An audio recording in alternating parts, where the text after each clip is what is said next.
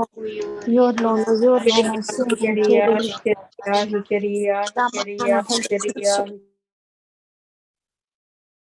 Praise Jesus. Good morning, everyone. Thank you, Jesus. Good morning, sister. Good morning, everyone. Morning. Good morning. Praise God, Sister Kiyomi, Sister Demina. Praise God. Good morning, Jesus. Good morning. Good morning, Sister Helen. Good morning, Sister Helen. Praise Good morning, family. Praise Praise God.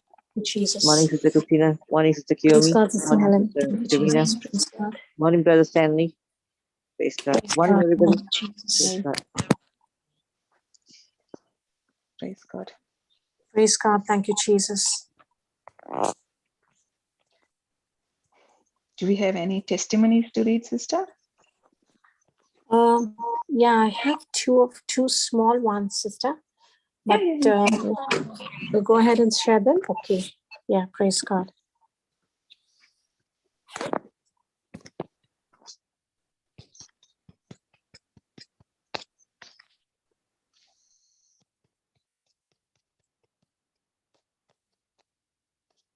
Okay, this is from group 3 from Sister Clara.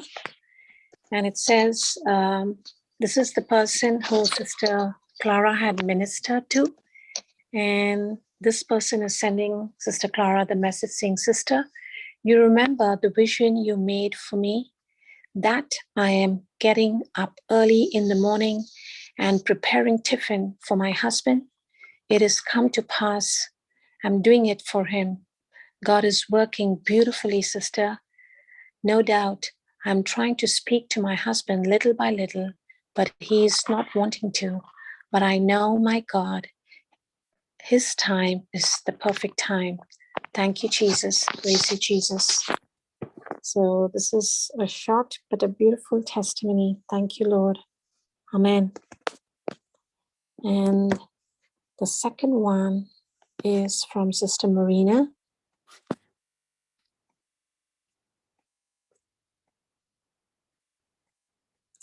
And this testimony is from USA.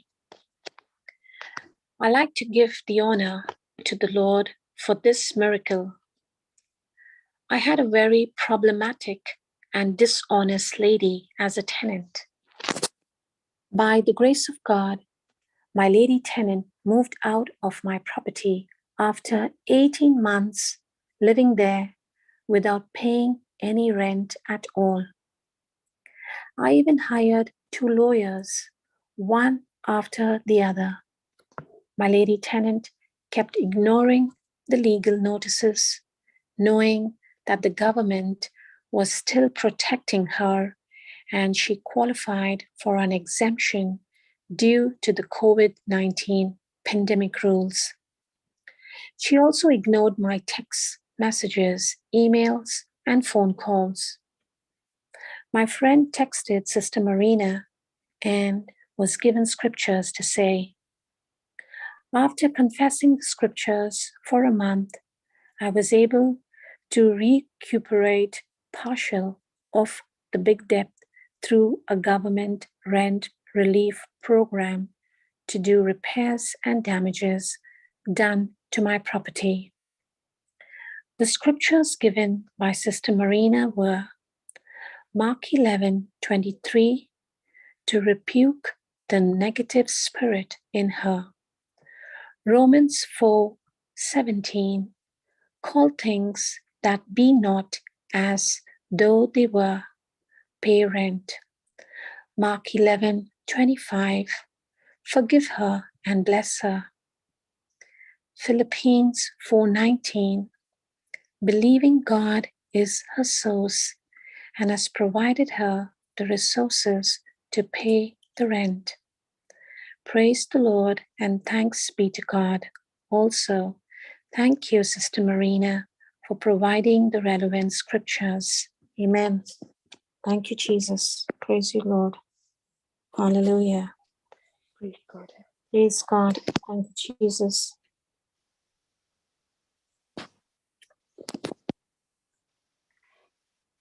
So they were small but profound and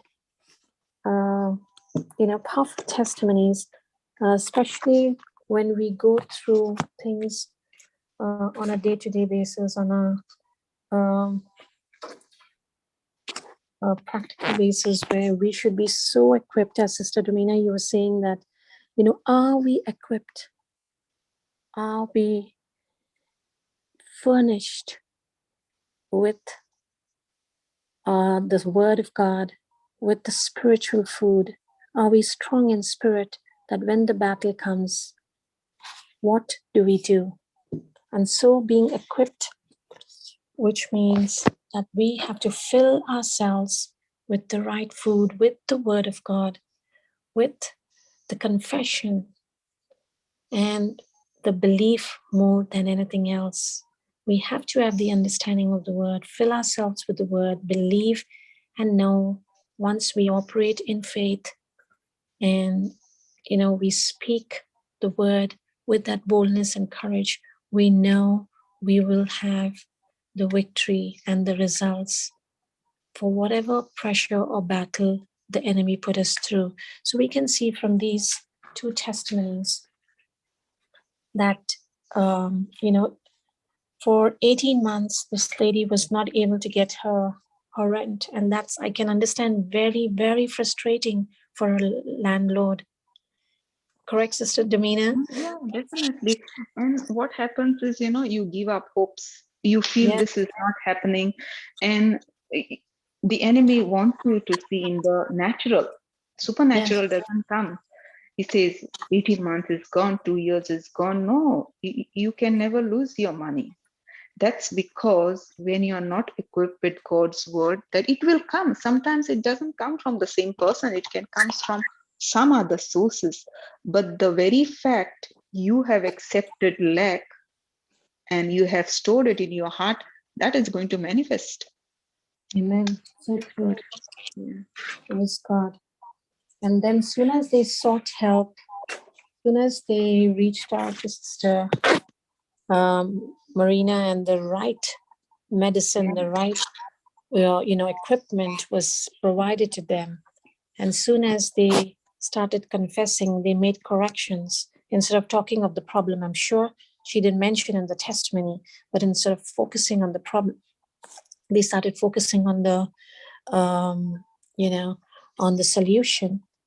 And there she immediately, got some money back. She got the tenant to leave the property, and there were results, there were miracles that happened. So praise God for that. Yeah. Thank you, Jesus. Yeah. Yeah, it's very vital, sister, because what happened, the person who is going under pressure is on the hot seat. And sometimes, even though you know things, it doesn't work for you. You just go numb. You don't know what to do. And someone else who is helping you out is in the right frame of mind. They can scan everything and they can help you. Now, Marina is familiar, Sister Marina is familiar with scriptures. She gave the right scripture, got the person out. But if the person is in the hot seat, even if they know, sometimes it is pressure for them. And if they don't know, they are even lost. Yes. Praise God. Praise God. Thank you, Jesus. And that becomes very vital to reach out. And when you have that opportunity, make use of it. Go ahead and, ask for help, because there has to be, in the kingdom of God, there are only solutions and solutions and solutions. The Bible is full of treasures of only solutions. Every scripture is a yes and amen. So, now that we have, this treasure with us, and we've come to know the truth, look for the scripture, look for help, contact. We've got a helpline. Call, any anointed person for help, and you will see that with that assistance, with that support that you get, and with the word of God, you will overcome. You will overcome the situation, the tragedies that you're going through, because tragedies, the miracles happen as quick as the issues happen, the frustration happens, the tragedies happen. So soon as you speak the word, we see and we know with faith you will receive the results that you are looking for in Jesus' name. So praise God. Thank you, Jesus. We've seen that as soon as the instructions were followed, you determine your future, you create your future if you follow the right instructions that are given to you. And your reaction to an instruction always decides your future. So when you ask God for a miracle, He will always give us an instruction. And how tuned are we to the vine? How connected are we to the vine? That is exactly how we will be able to hear the voice of the shepherd, of the good shepherd. Who are we connected to? Where is our attention focused on? Will we know who is our master? Amen. Praise God. Thank you, Jesus. So, yeah, that was a beautiful testimony. And I liked the fact that it was 18 long months. I'm not happy that she had to go through it. But immediately after she started confessing the word, she got results. And that was nice that she gave her even Mark 11:25, where it was important, no, sister, that she had to exercise forgiveness because this person put her under a trial of, not responding to emails, not responding to her calls and any notices that came to her. She just anybody would really operate in so much of anger and resentment. So it is very important to forgive and bless her, which in turn will come back, um, positively, and we will see the results. Praise God. Thank you, Jesus. Yeah. Praise God. Yeah. Psalm 119 verse 98 says, your commandments make me wiser than my enemies, for your words are always with me. I like that script, sister. Psalm 119. Psalm 119 and verse 98. Verse 98. Okay. Yeah. Wow. So, enemies can have any ideas, anything to destroy, but when that scripture says the commandments makes us wiser than the enemies, no matter how dirty tricks, ideas the enemy comes up with, but you are always wiser than him, and your remedies will, destroy the works of the enemy. I like that psalm. Yeah. That Do you word. want brother to put it up on the screen, sister? Praise God, brother Stanley. Praise God, brother. Psalm 119, verse 98. Praise God, brother. 119, 19, No, 119, verse 98. Yeah, 98. Praise God.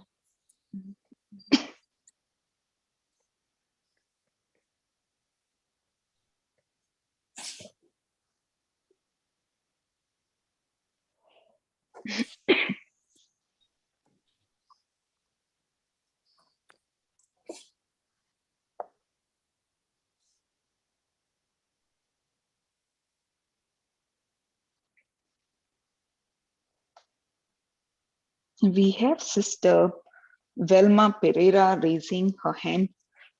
You want to take her now, sister? Yes. Yes, we can take her and then we can read the scripture. Yeah, Sister Wilma, praise God.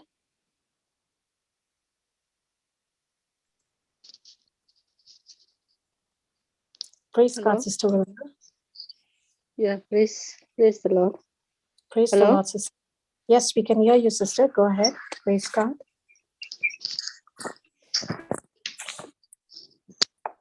Okay. Yes, we can hear you, sister. I just want to praise and thank Jesus. The thing is that I try to I visit some of the houses now these few days. Like continuously I'm going. But yesterday when I went, I'm a little bit confused. I got really upset. And because I visited many houses yesterday, some of them said, looking at me only, I think you got the wrong number, And then I was really confused. then one lady, she said, okay, you can come in and give me the scriptures. After a while, she said, oh, I need to cook food. You're taking so long. Please don't take that long. I need to cook food for my son. And then, she was like in a hurry, but she said, you're not allowed to come in. And then she said, okay, you can come in. And I said, see, I'll give you only some scriptures, because she said, I'm sick. I said, okay, I'll give you some scriptures. I'll read you only one this scripture from the Bible. And she said, okay, that's fine. But after a while, she said, no, I want to cook. And, many excuses, was I was trying to knock on many houses, like trying to go and just see like if you can minister someone.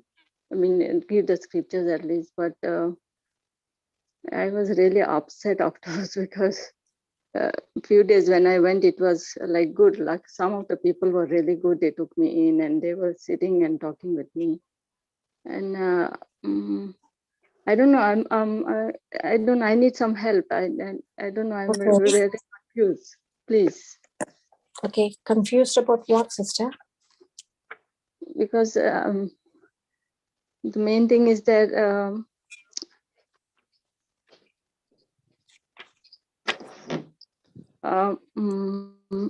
my daughter is at home, so I'm not going down. I'm so scared still. Like I go to the toilet, but I don't go down in the kitchen. And my daughter is home for the last 8 days. She got a leave for 8 days. So tomorrow she's going. And I feel like going down, but now again I stopped going down to cook some food. I still bring some food, eat in my bedroom, and do the same thing. So I really want to go down. I talk to her, but she doesn't want to sometimes talk to me.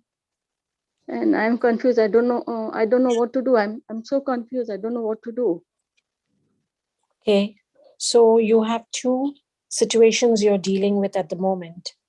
Okay, that you don't leave your bedroom and go down to cook. Yeah. Okay, and then the second, so you don't go down, but you go out of the house and you try to minister. Is that what you're saying? Yeah. Yes, I go out. Not every day. Yesterday I went. Like I think for the whole week I was going, like alternate day. Okay, praise God. So now, and you're not going down because of confusion and fear, is it? You said you're so scared. Yeah. I know. I don't know. I don't feel like going down in the kitchen. I come in my bedroom. I get some stuff, dry stuff for me if I need some food.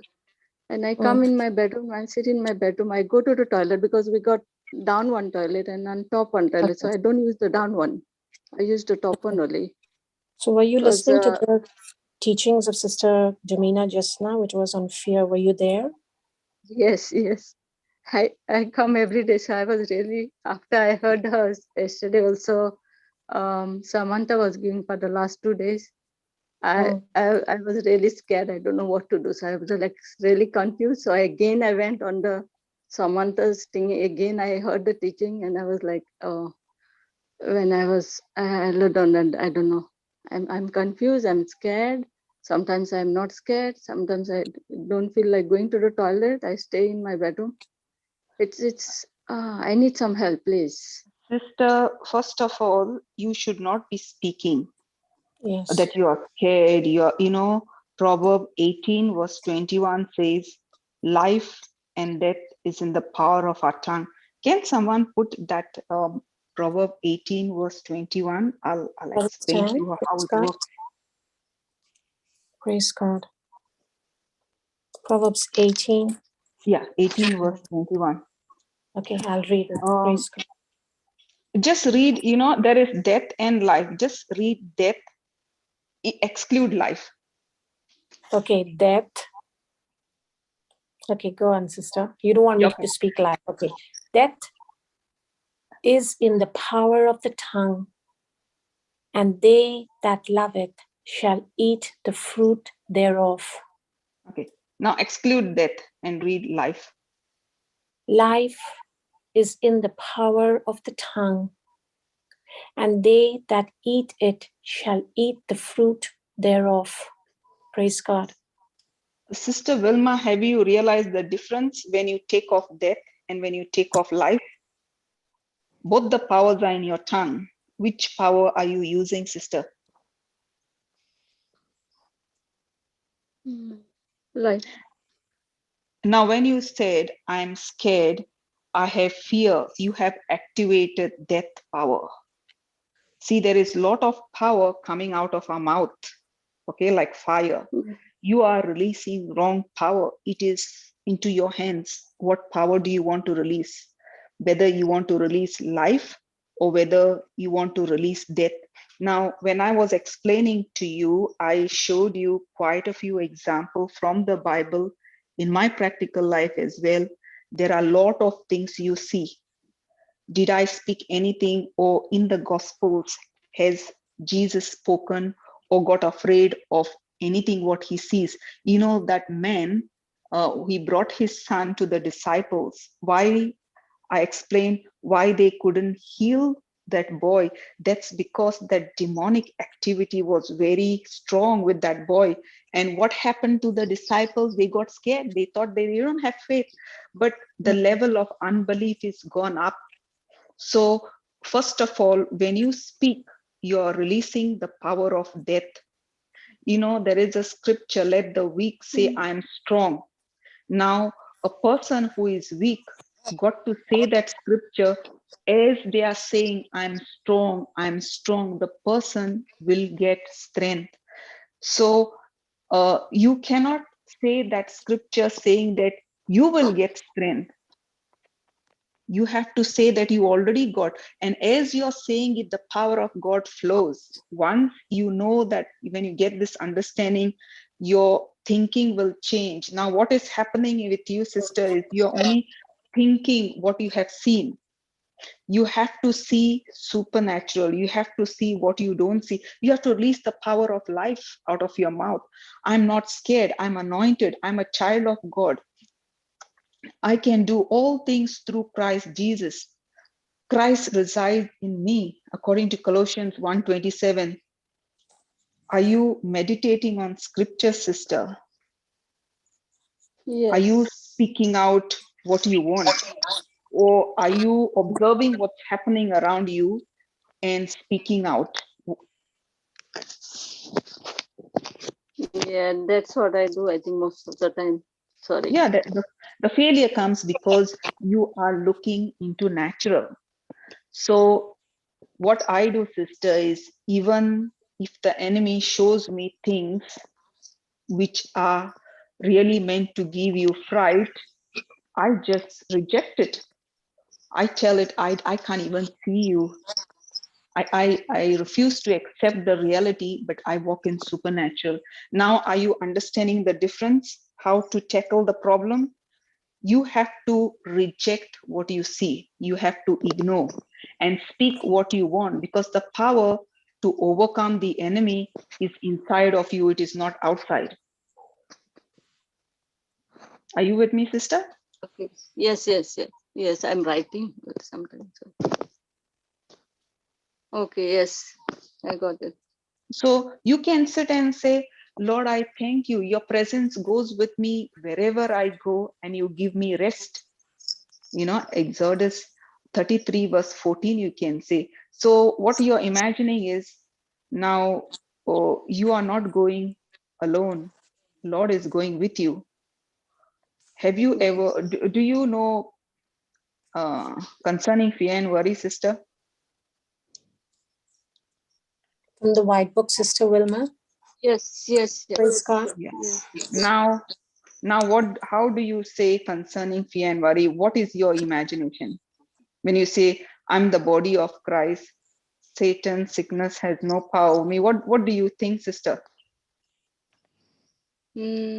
Normally, I read concerning comfort and strength, and concerning wisdom and guidance. Only that I read. And You got fear. How do you tackle the fear? What word do you say then? Are you saying concerning fear and worry? no, Isaiah 41 and 1 Samuel 12:24. Yes, those two Okay. scriptures I want every you day. to say concerning fear and worry, okay? Now, I want you to make Okay. imagination. When you say concerning fear and worry, you know, there are scriptures there. I am the body of Christ. Satan has no power over me. I overcome evil with good. Now, what is your name, Sister Velma, right? Yes, Verma. So what you're saying is, when you're saying, I'm the body of Christ, you have to believe that Sister Velma is dead. The person who is inside of you is Christ. You are born again. So I'm the body of Christ. Now you're referring yourself as Christ, because Colossians 1:27 says Christ is inside of us. So if you read the scriptures and prayer like this with imagination, I'm telling you, fear has no power over you. You will walk in supernatural. When you say, I'm the body of Christ, you have to imagine that you are dead. Christ is living inside of you. When you walk, the Christ who is inside of you, that you're walking with that power in the supernatural. There is light inside of you which expels the darkness. Amen. Thank you, Jesus. So when you say the scriptures like this with imagination, I'm telling you, fear has to flee by default. Amen. Thank you, Jesus. Thank you, Jesus. So you know, you can record your voice. Are you working, sister? Yes, no, I'm not working now. Then you I can. recorded some of the scriptures. Sorry, sister. Sorry, sister. Can I say? Yeah, sure. Yeah, I recorded some of the scriptures, and today only I was hearing, because Papa Johnson said to record some of the scriptures. So some of the scriptures I got on my phone, and I recorded. Sometimes I put it in my ears when I get disturbed, so I don't want to hear anything going around. That's why I do it. So I was doing it today. Hello? Yeah, Yes. I'm listening. So that is Yeah. what I want you to imagine. I'm the body of Christ. Satan has no power over me. I overcome evil with good. You are referring yourself as Christ, not Wilma. So because Okay. you see, you are not dead to yourself. That's why you think in your capacity, because you are thinking, oh, this one will come, there is fright, someone will come. No, you're not going with your strength. So when you connect yourself that, yes, the person who is inside of me, that old Velma is dead, and I am now Christ, his power should shine. You are going to speak in spirit. You are going to talk supernaturally. So that thinking has to change in your mind. Until you renew your thinking, nothing will change. As you're thinking and speaking, everything will change. See, your thinking has to change, your words got to change, and your believing has to change. That's it. You have to lock it up by believing. The moment you believe, everything will change. A person who is saying, let the weak say, I'm strong, even if you can't walk, say, for example, you're not able to walk, you keep saying, I can walk, I'm strong, and you imagine that you are really weak, but the power of Christ is flowing in you, and that power will flow as you're saying. Because you are saying those words, I'm walking, based on the imagination that the supply is coming right now from Christ. Because I told you, you are dead. The power of Christ works in you only when you are dead to yourself. Okay. Did you understand, sister? Yes. Yes. Yes. So the examples what I quoted, from the Bible, every way was a disaster. Like, for example, Peter could walk. Why did he sink? Because he started getting scared. He started looking at the wind. He started looking everywhere. He started sinking. So what is happening with you is you are thinking somebody is there in the kitchen who is going to attack me. Is that right? Yes. So you're thinking wrong. You're not focused And about I've got, inside. Yeah. sorry. And Yeah. Go ahead. my daughter got lots of plants. My kitchen and my hall is connected. So from the hall, kitchen is very small. So there are lots of plants around in the house. I don't know how many plants are there. Mm. So Yeah. I feel like something something is on the plant, she goes on bringing plants. I tell her not to bring, she goes on bringing plants. So even in the kitchen, all around, the plants are hanging all around. So I just feel like, it's really annoying actually for me. I don't know. I feel like, what's going on? You know, sister, what you do, take Isaiah 41:10 and imagine that the Lord is holding you with his victorious right hand. He's with you, he's walking through you. Imagine, and you, in your imagination, you walk around those plants. Okay, you sit in one place, you close your eyes, by heart that scripture, and imagine that you are walking around those plants holding the hand of your heavenly Father. I'm telling you, you're going to overcome that fear. Amen. Thank you, Jesus. So that is how I overcome my fears. Everyone goes through some fear or the other. So when you take the scriptures, you have to make imagination. Now, what is happening to you is the enemy is giving you imagination about plants. Probably you have got fear of plants. So he is giving you only pictures. The plants are brought here, there, and the enemy operates only through your loved ones, not through someone else. Because your daughter doesn't know that you got fear of plants, but the enemy knows. He understands you very well. So that's why he brought those plants. So you have to be wiser than the enemy, how to defeat him. You have to take those scriptures. That is the sword of the spirit. You have to destroy that fear.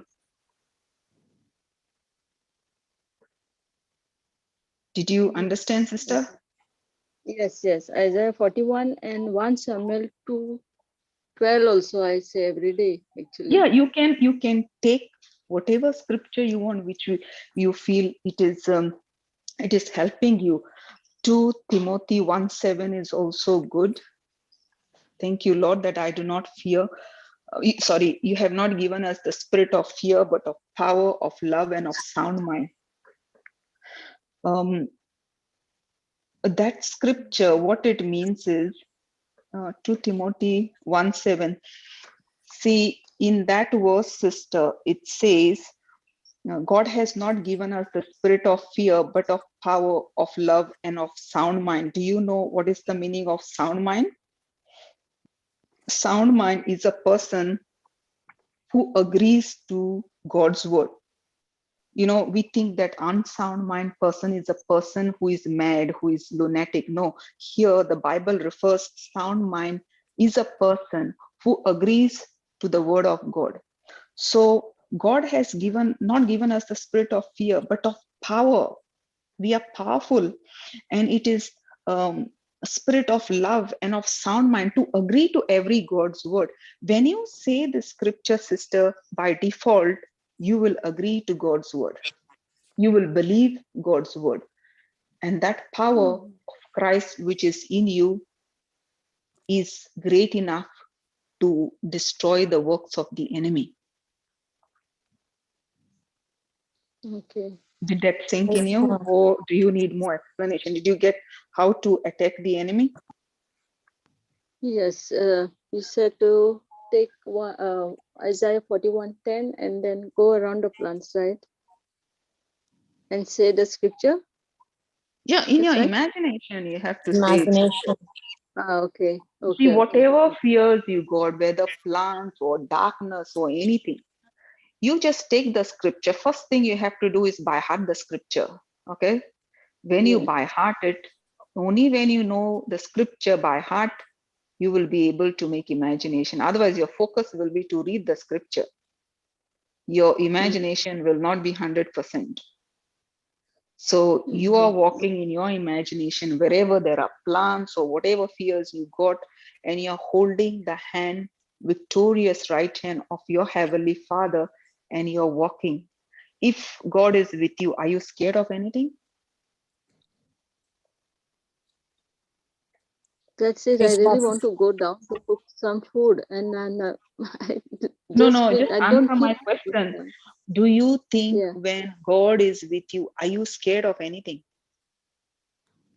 No. then why are you not changing your thinking? You're scared because you think you're alone. Do you know how many people are there with you right now? You're at home, right? Yes. Do you know how many people are with you right now? Yeah, the angels are there. Yeah. Who else is there? Jesus is there with me. Yeah. Who Praise else? God. Praise God. Angels We are are all How with many? you, sister. How many angels do you know? Amen. Thank you, Jesus. there. Yeah, no, I have no idea. The Sorry. book records legions of angels. So after death and resurrection, it's not recorded. Legions are at least more than 6,000. So they are crammed up in your house. Okay. Amen. There is no space. But the problem here is they will work for you only when you speak out God's word. They don't work for you if you don't speak out. Hebrews Okay. 1:14 says that we are given charge. They work for you. They minister to you. But if you don't speak God's word, they are inactive. They are just there. They do nothing. Holy Spirit is there, your immediate help. If you want, you can ask him. He's like your secretary. Lord, what do I do? I'm in trouble. He will give you ideas. He will speak to you in your heart. Do you deal with the problems like this, sister? Yeah, I've got a picture of Jesus in my bedroom, so I think Jesus very often. And then I take the scripture, like I ask Jesus to give me a scripture, and I take the scripture and read it again. But I'm not sometimes, talking about scripture. I told you how many people are there in your house right now. Christ is there, Holy Spirit is there, angels are there. Then why do you fear when you walk? What fear do you have? Because you are connected to the natural, you're not connected to supernatural. yes, So because you're not thinking, see, Bible is the reflection of the mirror. You know, have you seen your face, sister? I don't think you have ever seen your face. We have all seen the reflection, and the reflection you see in the mirror. Okay, only when you stand in front of your mirror, you know how your face is, you know how your forehead is. There's no way we can see our face. So these angels, Holy Spirit, Jesus, I see through the mirror of the Bible. Bible is the mirror. He reflects what is there. You know, this man who called me the other day, you know what happened to him? He is a man of God. He knows the Bible well, but he went through depression. He made a video call. You know what I told him? He's closing his eyes because demons are tormenting him. I told him who is around him. He is living on his own, and the demons are tormenting him to commit suicide. I told him who is there around him. I told him there are angels there. There is Holy Spirit there. That is Jesus is there. And you know what he told me? Because his mind became like a baby, he was shivering. So he messaged me, sister, I can see Mother Mary there. I can see Jesus there. He started repeating what I'm saying. So you see, fear can grip your heart in such a way that it destroys faith. But what happens when you receive the faith word again? See, only one thing can stay inside of you. When fear comes in, faith goes out. When faith comes in, fear goes out.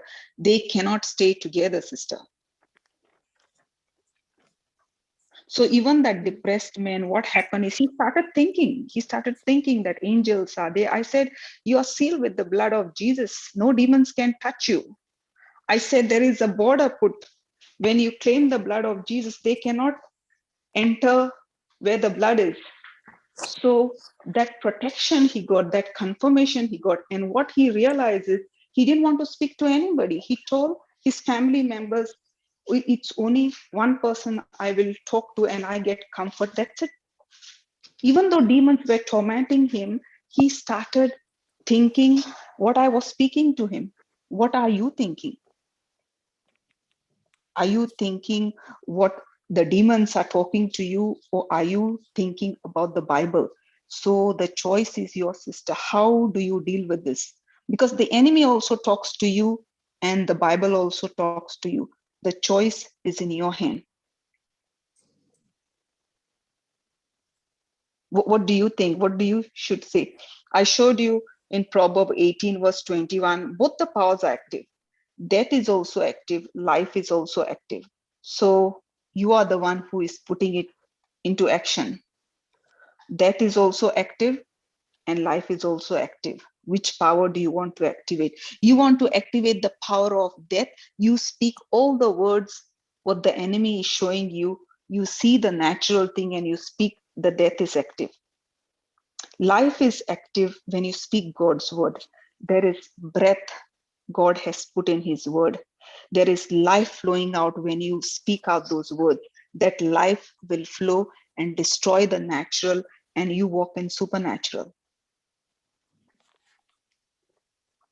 Are you there with me, sister? Yes, yes, it So is. first of all, you start speaking what you want. Don't look at what you see. So that is the first thing you have to do. You have to believe that Christ is inside of you. You should never think that you're alone. So your thinking has to change. Everything will change when you change your thinking. Yes. Yes, sister. You have any more questions? Are you satisfied with the No, answer? yes, but I was just thinking, shall I go today? Really don't know. Shall I go down today? Because I know the scripture 41. It's 41, Isaiah 41. I say it every day and it's by heart. I know it by heart. And even 1 Samuel 12:24 is only fear Yahweh and serve him faithfully with all your heart, for you have seen the wonderful things he have done for you. So these scriptures too is for fear. I say it every day. I had some other ones also, but I don't say them now. So I don't know. Yes, you Shall should I? go down. She's I asking have a given question. you unmute, brother Amal Raj. You can Uh, speak out if you. Thank you, sister. Praise the Lord. Thank you, Yeah. Jesus. Praise you, Lord. Thank Thank you, you, Jesus. Jesus. Praise the Lord. Lord, I just want to share three scriptures actually to know actually what is this word, because we are thinking as if we are talking some word, as if we talk the word that will go away. But to know what is that word, if we know what is that word, then this will automatically go away. All this fear will go away. I just want to know where that word comes from. And I just want to share, if it is possible to share, that 1 Timothy 6:15 and 16, sister, if it is possible. 1 Timothy 6, 6:15 and 16. 15 First and of all, who 16. is this person? Who is this person giving this word? Okay.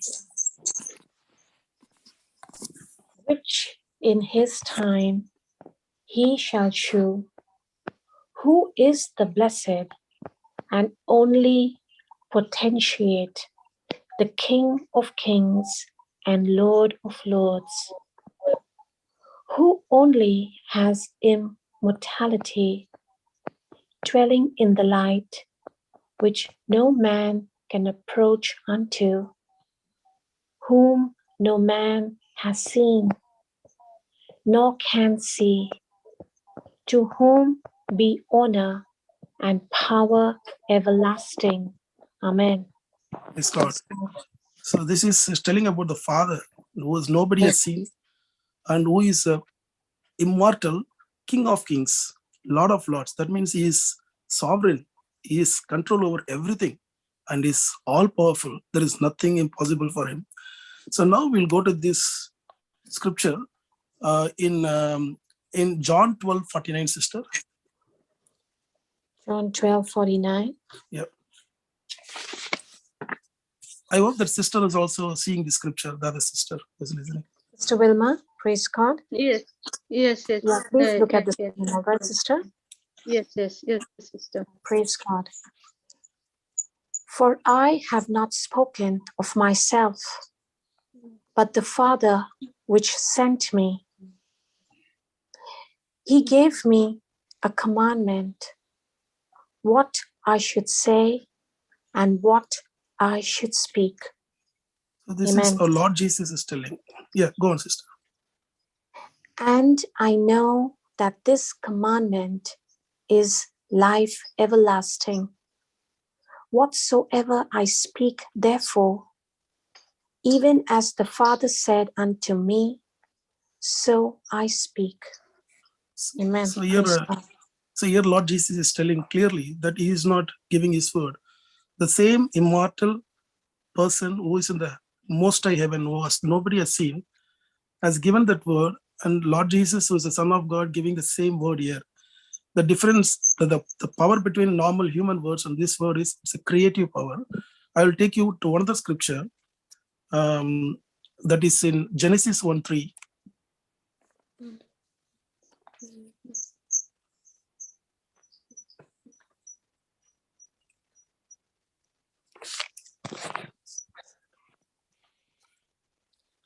And God said, let there be light. And there was light. That's it. When God said light, there was light. And if the sister Vilma is telling this word, he is not telling Jesus' word also, he is telling the Father's word. The same word which God spoke, let there be light, there is a light, and the same word. It is about the understanding to whom he is holding to, whom is she is holding to. It is not some human words or some angel's word. She is talking the word directly uttered by the Heavenly Father, given through Lord Jesus, given through the prophets, given through the apostles. And she has the Spirit of God within her. And if she is tapping to the same word, she is telling the same creative power word as Jesus, as God said, let there be light, there is light. So if that understanding is there, that means automatically the enemy has to flee, because when the light comes, the dark goes. That's it. So praise God, sister. That's what I just wanted clarity of what this word is all about. When she's talking about Isaiah 41:10, she is literally uttering the power of God. Praise God. Amen. Praise God. Praise God. Thank you. Thank you, sister. Yeah, go on, sister. Sorry, just want to give that the power in the word. Actually, what is this word all about? Praise God, sister. Thank you, Praise God. brother. Brother Amaraj. Praise God. Praise God. Sister Vilma, Yes, sister. were you able to? Yeah, I wrote the script. Okay. Yeah, but did I you wrote understand, brother, sister? Sorry. Did you understand? Yes, he was really fast, but I took the scriptures. I wrote the scriptures here on my Okay. book here. So I read it later. I'll give you another one because you're saying the scripture and things are not working for you. Yes. Can you stick to Job 3:25, sister? Book of Job. Job 3:25, brother. Praise God. Okay. Now, Sister Vilma, what is happening with Job is a devout man. God has put a hedge around him. Okay. It says in Job 1:10. So 1:10 says that God has put a hedge around him. Now this hedge is put in the spiritual realm. Humans can't see it. We can't see it. Okay. There is protection put in his life. Now what is happening with Job is having fear that his daughters, his children may commit sin, and they might, when you commit sin, then there is punishment. Okay. So he is offering sacrifices to God, but the sacrifices are reaching. There is hedge of protection there. But what happened is, where the downfall came in Job is when you read Isaiah 3:25, it says, for the thing which I greatly feared is come upon me. Yes. Okay. So whatever fear he has come to pass. Now, what is happening with Job is the protection is there. He is offering sacrifices. He's doing everything correctly. But because he had fear, is a demonic spirit. Everything he lost in life because of fear. He gave the entry to the enemy to come into his life. So when you have fear, it is a demonic spirit. He is praying, he is believing, but at the same time, he's having fear. So that faith is contaminated faith. Did you get that, sister? Yes, yes. Like yes. you're saying the prayers, you're saying Isaiah 41:10, but in your heart, in your mind, you are having fear. So you're like a Job, you're saying the prayers, but what is happening still? That fear is there. No, your faith should destroy that fear. So when you have that fear grips your heart. Remember that the kingdom of heaven is inside our heart, and he catched hold of that heart, and that's why everything falls apart. So what is inside of you is very, very important, not what is outside. Those leaves moving of the trees, or you go anywhere in the jungle, I'm telling you, you will not have fear.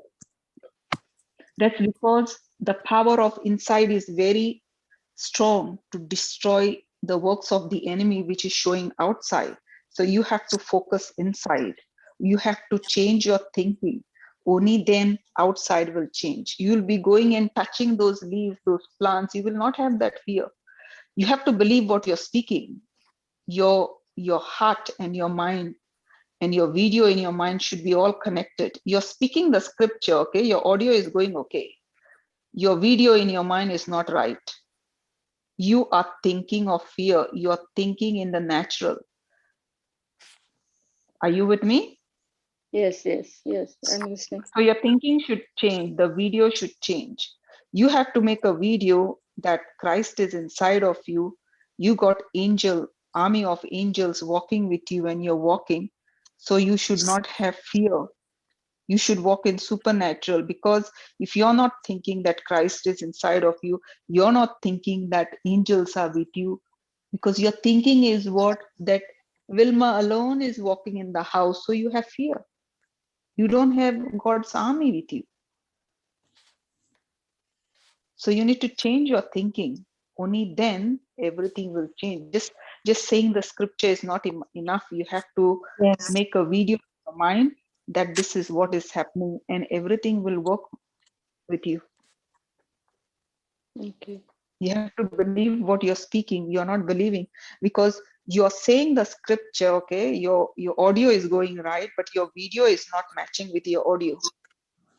Your video is what you got fear of leaves. You're only thinking, you're focused on that you have to reject it. Even that thought comes to you, no, I'm not scared. I'm not scared of leaves. I overcome, like, the power of God in me is way stronger than the enemy in the world. So these are the things you have to think. When you're saying the scripture, you need to think, just not say for the sake of saying it. You have to imagine it. Praise God. And Okay, you praise have God. to say it boldly and courageously. When that comes out with force out of your mouth, it is in your heart now. And Okay. automatically, yes, you'll start believing, and you have to continuously repeat it, continuously keep hearing and hearing and hearing. And what you keep hearing and hearing, which your own voice, you said you taped your voice, correct? Yes. The scripture. Yes. Yes. What you keep hearing and hearing, you eventually believe. Correct, Sister Domina? Praise God. Yeah. See, you have to tape your voice, sister, and listen to your voice. When Yes. you're down, listen to your own voice. It will help you. Okay. So you mean to say the same scriptures which I have on the Yeah. on my yes. Okay. Let's go to Matthew. Brother, can you put Matthew 8 verse 23 to 25? Let's see here now what's happening in the natural. Okay. You want to read, Sister Vilma? Read verse Yeah, let Matthew. her read. Let her read. Yeah. 23 to 27. You read. You'll see how the fear comes. Okay. These are now disciples and Jesus. Read scripture from Okay. verse 23 to 27. Yeah, go ahead. And when he entered into a ship, his disciples followed him. I can't see the end with Brother, can you increase the screen? Praise God, brother. Just wait, sister. Praise God. Yes. sorry. Yeah. Oh yeah, it's enough. Go ahead now. Can read? Praise God. And yes, now it is clear. And when he entered into a ship, his disciple followed him. And behold, there arose a great tempest in the sea, insomuch that the ship was covered with the waves, and he was asleep. And his disciples came to him and awoke him, saying, Lord, save us, we perish. And he said unto them, Why are you so fearful? And you, O you of little faith? Then he rose and rebuked the winds and said, No, sorry. He rebuked the winds and the sea, and there was a great calm. And the man marveled, saying, manner of man, is this that even the winds and the sea obey him? Praise God. See, what Praise do you God. understand this from here, sister? Jesus is sleeping in the boat. Okay, there are disciples there, and he's getting good sleep. But what is happening to the disciples? He is trying to wake up Jesus. He's saying, he in verse 25 says, sorry, 25, the disciple went and woke up shouting, Lord, save us, we are getting drowned. You see, in him, and awoke him, saying, Lord, save us, we perish. Translation says we perish. So they are speaking what they see. Now, why is Jesus sleeping so peacefully? He doesn't care about that the boat is sinking, because he knows that the Lord is in control of everything. Enemy is there only to strike you. He wants to see you that everything is a disaster. And what he did, he got up and he spoke. He spoke to the wind and everything settled down. So do you know that we have got that same power? But what is happening? The enemy is showing you all this scenery which is dangerous, and you agree with it, and that's how you get trapped. Now from this, have you realized? Yes, sister. And okay, let's go to another one so that you understand how you need to be connected to God. Okay, brother, can you put Genesis 22 verse 4 to 13? Now what is happening here, sister, is God has told Abraham to sacrifice Isaac. Okay, he is going to Mount Moriah to sacrifice his son. To give you a brief history, before that, Lord has already spoken to Abraham, saying that through your seed, he's going to make great nation. Okay. He promised him so many things, that through Isaac, his generations will be blessed. You know, where was his focus? Even though God told him that you go and sacrifice your son, he knows one thing: even if I kill my son can be raised from the dead. He had that much faith. So he was blindly following God, whatever he said. But his ears were connected to the supernatural. His ears were connected to God. Would you like to read Genesis 22, verse 4 to 13? You can read, sister. Then on the third day, Abraham lifted up his eyes and saw the place afar off. Okay, And Abraham, pause. Now, 3 days he's meditating on God's word. He doesn't even know where he's going with his son. Okay, he doesn't know the place. So he saw the place far off. Go to the next verse number 5. and Abraham said, sorry, sister, do you want me to read? Yeah, Continue reading? read 5. Yes. Sorry. And Abraham said unto his young men, Abide you here with the ass, and I with the lad will go yonder and worship worship and worship and come again to you. Pause. Now, what is Abraham telling his men? Now he's got some servants come there. Now he is going up to the mountain Moriah to sacrifice his son. You know what he's saying? Abide ye here with the ass, and I and the lad will go yonder and worship and come again to you. Now, if you see what he's trying to tell his servant is, me and my son, we are going up and we will come back. Is Abraham speaking lies here, sister? Because he's going to kill his son, right? Yes. Why is he speaking lies here? How can a dead person come back? What is Abraham doing here? You know So what he is because doing here? He yeah, is speaking supernatural. Now, the very fact Abraham brought his son Isaac to take him up in the mountain to sacrifice him.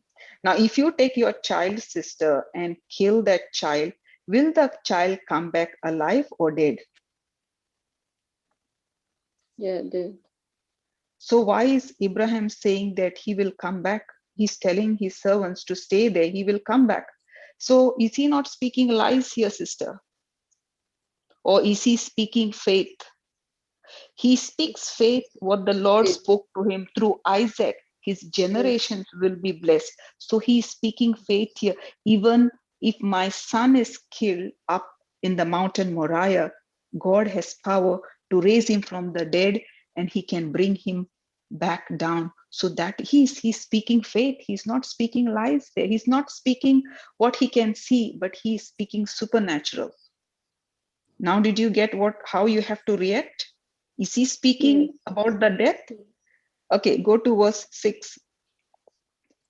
And Abraham took the wood of burnt offerings and laid it upon Isaiah his son, and took the fire in his hand and a knife, and they went both of them together. Okay, now you realize what is happening here. He's sacrificing his son. Okay, Yes. read verse number 7. And Isaiah spoke upon Abraham his father, and said, My father. And he said, Here I am, my son. And he said, Behold, the fire and the wood, but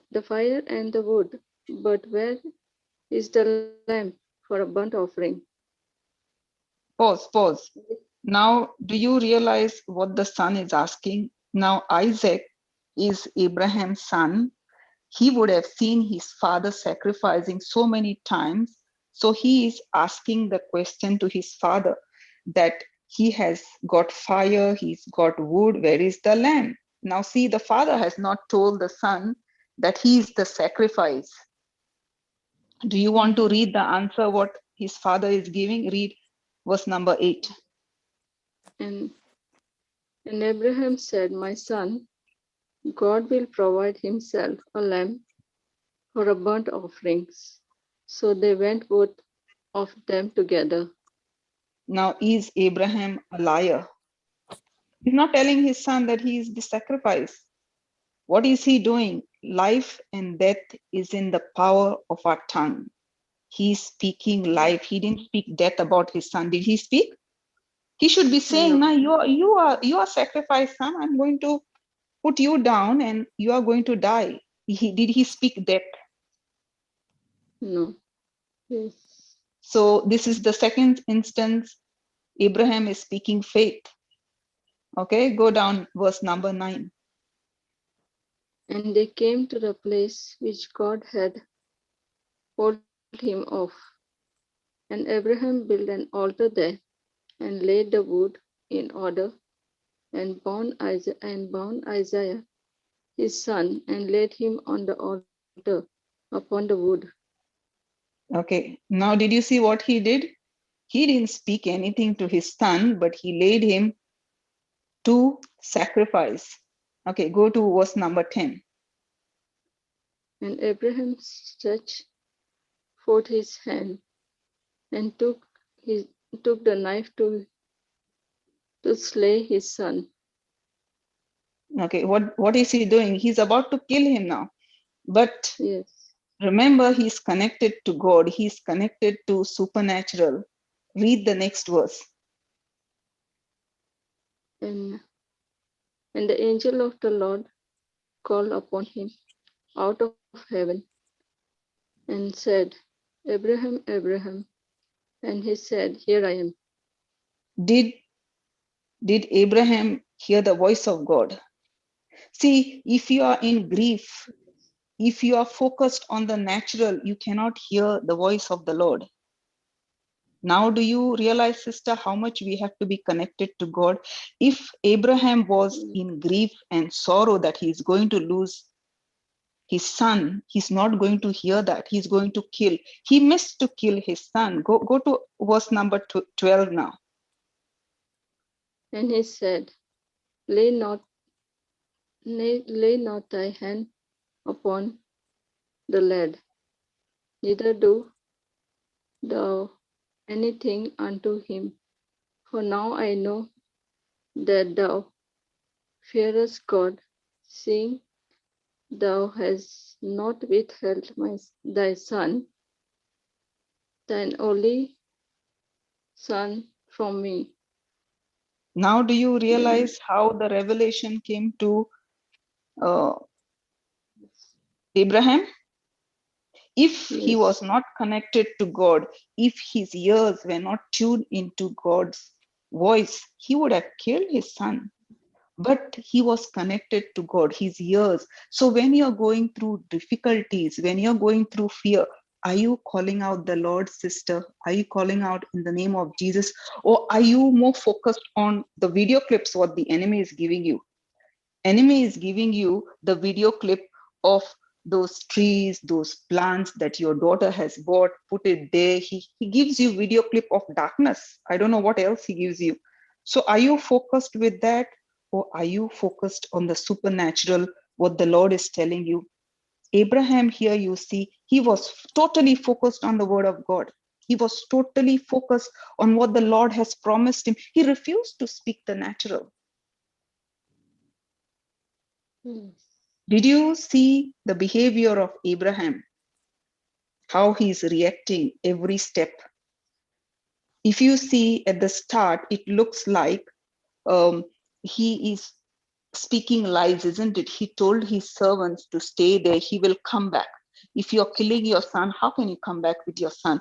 Then his son asked him, where is the sacrifice? He's saying God will provide. There also he's speaking lies. If you go in the natural, he's a liar, but he's speaking faith. And finally, when he raised up to sacrifice his son, that is the time angel spoke to him. He said, no, don't kill him. And if he was not connected to God, I'm telling you, he would have killed his son. If he was in fear, if he was in doubt, so your heart should be connected to God, not to what you see, what you believe. Okay, go to verse number 13. And Abraham lifted up his eyes and looked, and behold, behind him was a ram caught in a thicket by his horns.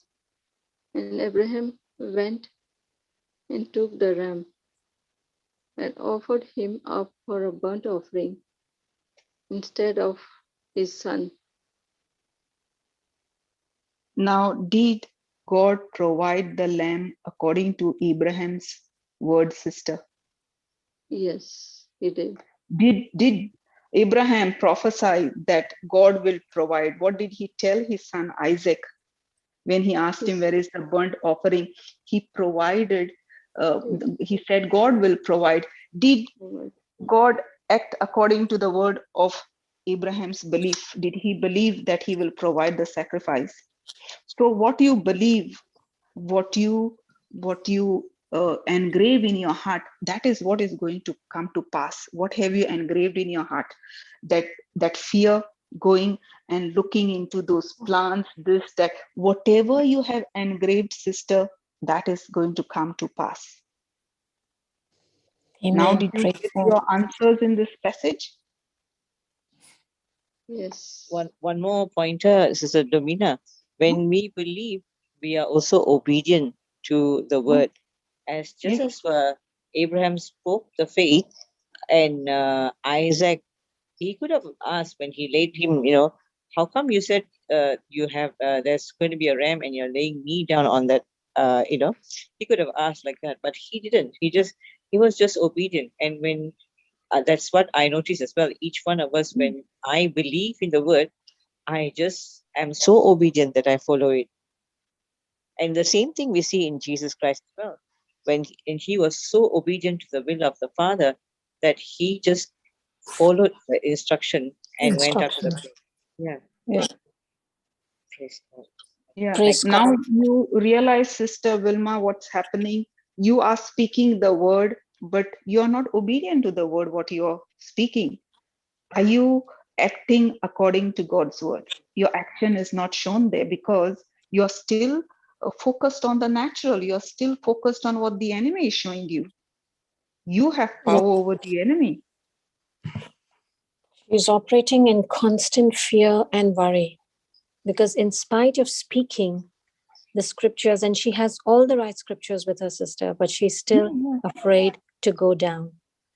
So, my question here is, I've just been thinking, if she has recorded her own voice and is listening to a voice full of fear, because that voice of hers is wavering, it has doubt. And that's why it has continued to persist. It has not left her. It has not renewed her mind. Yeah, very true. Yes. Sister Vilma, So have you got more questions? Or have you got the insight of how to overcome fear? Let's see. What happens if I go out of the house? Like I'm fine. When I go to people's house also, like many houses I visited very often, I went these days. And only when I come home, I don't feel like coming home. It's like, no, I don't want to go there to live in that house. My mind says, no, don't go there. Yeah, because you're listening to the enemy. you're That's what listening, I'm yes. saying. You're You're listening to the conversing. enemy. Yes. In fact, he's conversing. She's having a conversation with him daily, sister. Yeah. So what is Instead of happening? conversing, yes. Go That ahead. inner conversation, what you are having, you need to stop, sister. Whom are you Yes. connected to? Does the Bible say to attract fear, or has He given us the power to overcome every evil? Yes, Amen. it's given us power. Yeah. Yes. And do I you feel listen to any sometimes I'm teaching, okay, but sister? sorry. No, it's not sometimes. You have to be okay 24/7 because that's what the word of God does, sister. It's not sometimes. All the time. Yes, Do you listen sister. to any teaching, sister? Today, Brother Johnson's, I went some of the teaching, and I went on the healing, the children healings they were doing, the Correct. Jade and all. And Brother Yes. Johnson's, I was watching the half the way through. They stopped the video. They said it's not working, so I was waiting for a long time. Then I put it off. I don't know. They stopped. He was giving something to write, and I was writing Yes. and noting. This is the Writing it. retreat, correct? Sorry. The retreat, correct, that you were Yeah, attending. retreat. Yeah, But yeah. then The are one you in. writing it down as well? Are you writing it down as well? Would you be able to remember what you're hearing? The right thing is to write down the notes as well. Correct, sister? Yeah, yeah. See, sister, Yeah. if you can listen from morning to night, I'm telling you, it Mm. will be gone. You will not remember. Yes. The best way to learn is come, type the notes, or write on your notebook, either one of the things. I have learned taking down the notes. Yes. And Like just those now, we're notes, all taking down notes. We're all writing the scriptures. We're all writing whatever's being spoken. Yeah, yeah. I write the notes very often. I write the notes. Even you at go night back? when you give sometimes, that also I write down. And do you apply it then? What do you do with the writing of the notes, sister? Praise God. I go over them. Sometimes I don't. Sometimes I read the Bible. I don't know, I get very disturbed and I feel like the Bible, when I read the scriptures, it gives me some strength or something. So I read the Bible, go on reading the Bible. And I read the scriptures. I go over because I don't know what I wrote sometimes and I need to read it again and go over and see what I wrote, to make. Praise God. So do you revise that, sister? The notes? Yeah. Do Yes, you sometimes. revise? Do you apply? Do you remember what context you have written it? I'll tell you, I have got notes which I have typed on my computer in 2015. And when I go through those notes, I know in what context they are referring to. So Amen. even if Jesus. you read that notes after 10 years, you should know why it is written. What is the context of the scripture? Only then you'll be able to understand. Otherwise, it's like a wave. It came and it went. If you write the notes and keep it there, you don't refer to it, you don't learn, you learn nothing.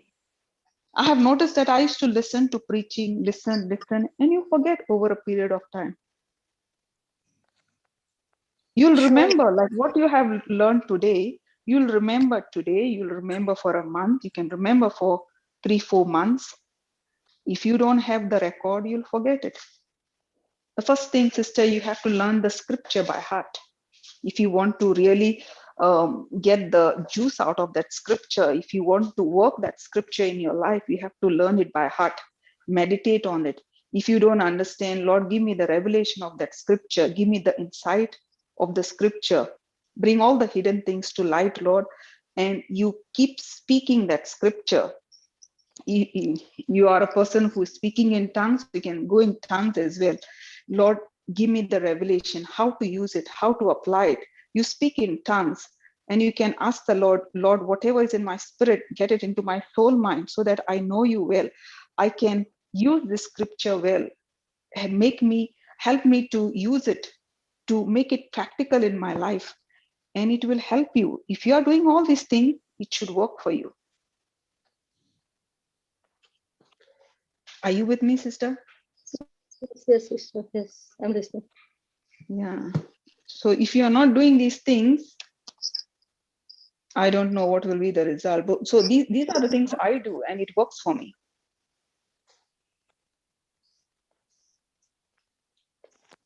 Praise God. Thank you, Jesus.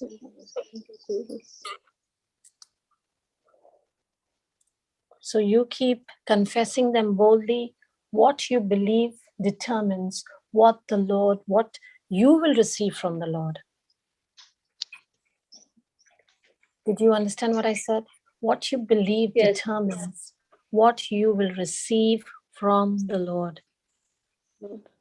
Praise God, sister. And you are going down into your own home.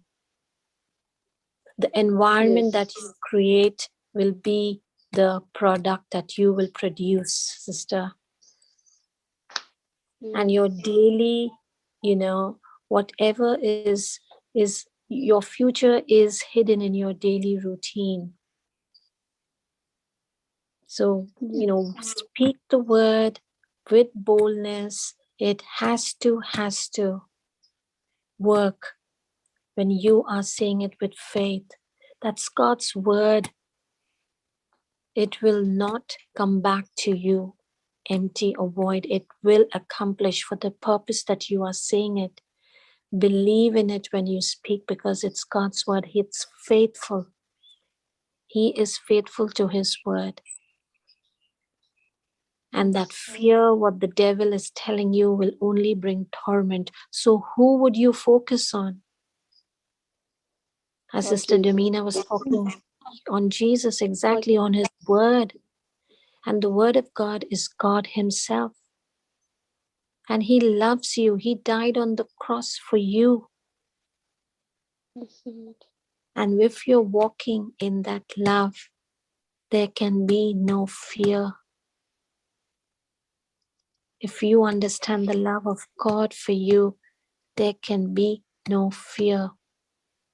Now, you don't understand who you are, Sister Wilma. You don't understand you are righteousness. You are righteousness in God through Christ Jesus for what he did for you. You are carrying the very nature of God in you. Do you believe that? Yes, sister. Thank you. Sister. Yes. Praise God. And when you are connected means you have a relationship with him. Like the relationship that you would have with your near and dear ones, even far superior and better than that. You have it with the word, with God, when you are speaking the word, when you're connected to the vine.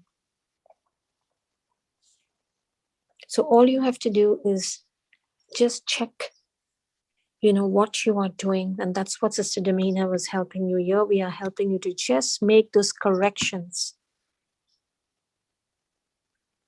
When Jesus was preaching throughout in the Bible, you see, he is asking us to make corrections. He's giving us instructions, and we have to follow them. Because when we, take those instructions and we apply it, we will always see the results, which is our future. It becomes exactly what we desire and what the Lord has planned for us. Amen. Amen. Thank you, Praise Jesus. God. Praise God. Thank you, Jesus. See, Sister, I'll I give want you. to ask something else. Yeah, go ahead. Sorry. Can I say? Go ahead. Go ahead. Yes. Yeah, my son, he's not living with me. Actually, he's living somewhere far. It's quite, it takes 3 hours for journey. So a few days back, he had come. My daughter's birthday was on the 6th of October. So he was, he was asking me like, Mom, can I hug you? And I was like, I don't know how to say. So I was like very ashamed. Even my daughter on her birthday day, I wanted to hug her, but I didn't initially. You didn't give me a hug. You just said a happy birthday, and I don't know. I really feel very. I don't know. I feel. Shall I hug or no? Or no? Something was telling me not to hug. So I said, no, I can't hug you. Sorry. So am I doing something wrong, sister? Sister Davina, you answered that. I really do. Sorry, I missed that. Thank you, Jesus. Please go ahead. Why would you not hug your son when he is asking you for a hug, sister? And that voice who is telling you not to hug your son, that is the voice of the stranger. Yeah. In fact, we have to practice agape love. Yes. And agape love is a love that goes all out to show how much you care for a person. And especially when it comes to family, we can't go and tell, speak or teach, You only have to show love in action. Exactly. Sometimes just a touch also makes a lot of difference to the family. So hugging it must be the most beautiful thing that a person can experience. And imagine a son. Yeah. How old is your son, sister? My son is 22. Yeah, there's nothing wrong. The enemy is telling you, all the more he needs it. And in fact, a 22-year-old will not ask you today. Yeah, it is lovely that I used to do. I used to God. do first before. I used to do for him first before, but now I don't. I don't know. It's like Your son I don't blessed. know. God. Thank you, Jesus. Yeah. And My Father, daughter is 26. They're quite Father big. God, My daughter Father is God, 26. okay, Father God still hugs us even until now. It's a love relationship that we have. You don't see it in the physical, but in the spiritual, He is there for us every moment. So the word that when we read the Bible, sometimes it's like, it really touches the heart. It's like as if the love of God is just overflowing. Yes. So that the hug that you're going to give your son never goes wasted. It's such a wonderful relationship. Praise God. Thank you, Jesus. So Sister go ahead Wilma? and show your love. Yeah. I want to give you one scripture, sister. Go ahead, sister. If you want the spirit of adoption to come over you, to be set free from the spirit of bondage, spirit of slavery, fear, and experience the Holy Spirit in your life, you say only a small verse, okay? It is coming from Romans 8, verse 15. Abba, Father, fill me with the love of Jesus. Amen. You want to take that down? Yes, I wrote it. Yes. It's a very I- small verse. Abba, Father, fill me with the love of Jesus. You keep saying that the love of Jesus will be filled in your heart. So it is setting you free from the spirit of bondage, spirit of slavery, because what is happening is you're totally tuned into the voice of the enemy. It will set you free. Yes, sister. Praise God. Yeah. Sister, are you operating in unforgiveness in any area of your life, sister?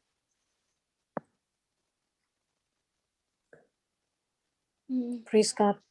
I don't know. I confess. I confess to Jesus every day. Like I say, I forgive so and so people, who in my life who are.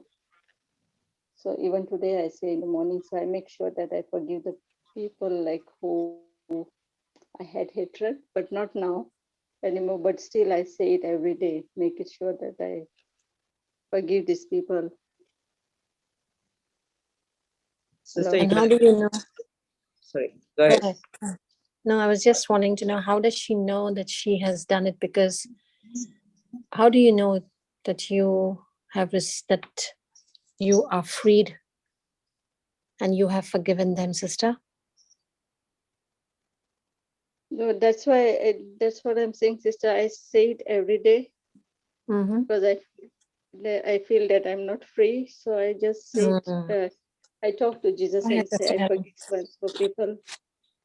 Yes, So because you there should is be a lot of unforgiveness involved, sister. Praise God. Go ahead, Sister Helen. yeah. So, no, because if you're saying that you would be experiencing a lot of peace, calmness, and you'll feel light, that the effect of the word of God, the effect of forgiveness, because you are uprooting the work of the enemy from you, and you are actually allowing what Jesus has done for you to be exercised in your life. So the more you forgive, then God is also able to forgive you of whatever wrong that you have done. Sometimes we don't know, so we ask the Holy Spirit to forgive us in every area. That God is the same yesterday, today, and forever. So He knows where we have started this bitterness, that is unforgiveness, and He goes to the area to set us free, so that we can see the goodness of God in that area and come to the knowledge of His love. And sister, you have to actually, more than anything, you have to start speaking that you are the righteousness of God in Christ Jesus. So the more and more you say that, the more and more you're experiencing that what you speak become alive in you. Praise God. You can take, sister, 1 John 1:9. It says, but if we confess our sins to him, he's faithful and just to forgive us our sins and to cleanse us from all wickedness. You can confess every day. Every day you can Yeah, confess I it. confess this. Yeah. Yes, because So there's once I no have doubt. done. Praise God. So then you should not have any condemnation. There is no condemnation to those who are in Christ Jesus. Romans 1:8 says that. So you shouldn't have any doubt. Now, what's happening with you, sister? What I have seen, notice is the enemy is taking you round and round and round. You're not reaching anywhere. There's no destination. He's taking you in a circle. That's what he did to the people of Israel. 40 years, taking round after round. And he's keeping you there. He doesn't take you to the destination. He killed all the people of Israel. complaining, looking at things, here, there, distraction. So you shouldn't be distracted. So that is the works of the enemy, taking you, for a joyride, like a merry-go-round. There's no destination, just round, round, round in circles. There is no starting point and end point. So you need to stop that circles, which is taking you around. Yes. Are you with me, sister? Because Yes. all the time you keep looking at things, what he's showing you, you are listening to him. He wants you to follow you. I mean, he wants you to follow him. He will take you for a ride, just round, round, round. That's it. Nothing else. Nothing else is happening. You're only looking at him. You're not walking on supernatural. Once you know that you are in that circle where he's taking you around, you have to pull out yourself. You know that you are just there in one place. You're not moving out. He wants to keep you in that well. He doesn't want you to rise higher. So what are you focusing on, in God's word or in the natural? You have to refuse to see the natural. You have to speak to your natural. Speak to your problems.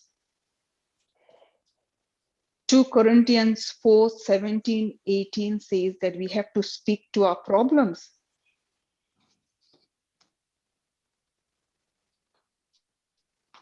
Are you there, sister? Do you speak to the problem? Now, anything comes, that fear comes, do you speak to that problem? Do you speak to that fear? The one who is in me is far greater than the one who is in this world. Do you speak like that? You have to speak out what you are. Yes. You can rebuke it and cast it into the sea as per Mark 11:23. You have the authority with you, Sister Wilma. Yes, I do that. I do that very often. Okay. You can crush the enemy under your feet. Amen. Sorry. Romans 16:20. So you have got all the tools. You are lacking thinking. You have to change your thinking, sister. You got all the scriptures. Right. Yes, sister. Yes. Get into the teaching, sister. Okay. Do you listen to preaching in the night, sister? Do you put your headphones on and you sleep? Sorry. Have you ever tried listening to preaching throughout the night on your headphones? Yes, I do. Not on headphones. I keep it in my bedroom. I don't Okay. like the headphones that much. Okay. Only the scriptures I What take you over. do is I plug would. in your headphone and go to sleep. I'll tell you, first 2-3 days you will not get sleep, okay, because you're not used to putting headphones and going to sleep.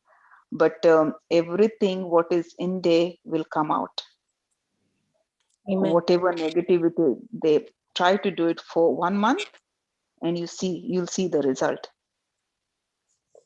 Okay. The scriptures. No, No, you the can listen teachings. to any preaching. Any teaching. Any teaching of Papa Johnson. You can just plug your audios, because videos, what will happen is the charge will go down. You can download some videos. Sorry, audios. Do you have audios? It's on the website. Yes. Yeah, if you need, I'll put my number in the chat. I'll send you the audios. You can take my number down and you can message me. Okay. Go ahead, sister. Put it to us. Praise Yeah. God. Thank you, Sister Davina. Praise God. Good. No, Yeah. on the chat. Okay, yes. Sorry. There is even one sister messaged me, reminded me about JCILM radio also you can listen to. JCILM radio, Sister Wilma. Yes. You can listen to that as well. Praise God. Okay. Praise God. Yeah.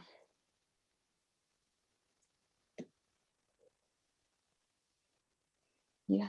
Any more questions, sister? I've given you unmute, Brother Amal. Raj. That's this Sister. hearing the scriptures in the night is very powerful because it's backed up by scientific. Just want to share that, especially when you're sleeping during the time, if you are putting the headphones and listening, especially when you're going from the waking stage to the sleeping stage, there's a tiny bit of what they call a twilight zone, something like within the sleep. And that is a very powerful time. That is the whatever the word spoken directly goes to the subconscious mind, because conscious mind is always filled with a lot of things of this world which always opposes, and it is not powerful. But if it goes to the subconscious mind, it is so powerful. So especially when you're listening to this teaching, Brother Johnson's teaching, which is anointed teaching, the spirit itself will take it inside.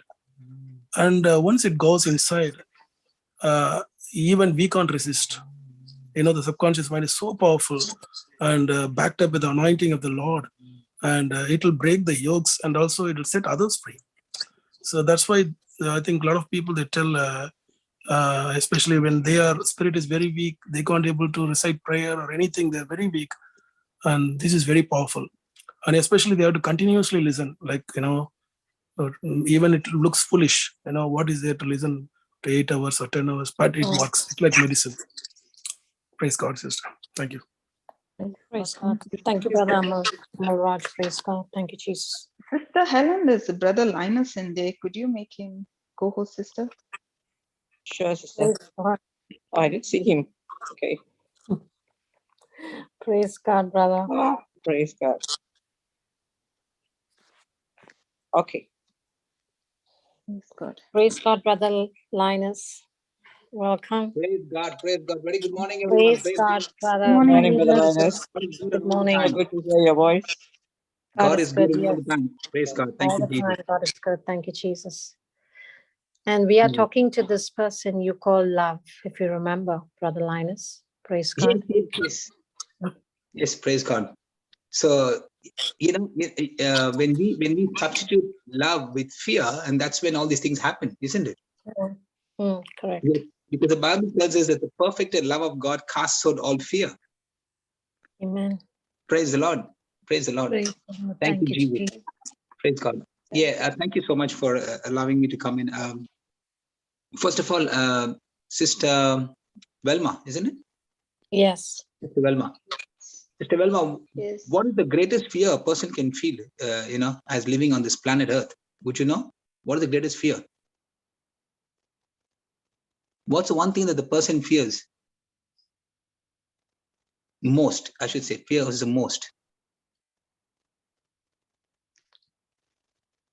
Sister, what is the one thing that the person fears? There's answers already there on the chat.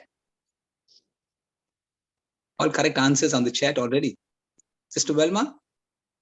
Yes, but I can't see anything on the chat, brother. I don't know why. I'm asking you, what is the one greatest fear for everyone on this earth? Or the most dreaded fear? What is the worst thing you can fear, sister? What is the worst thing that you can fear?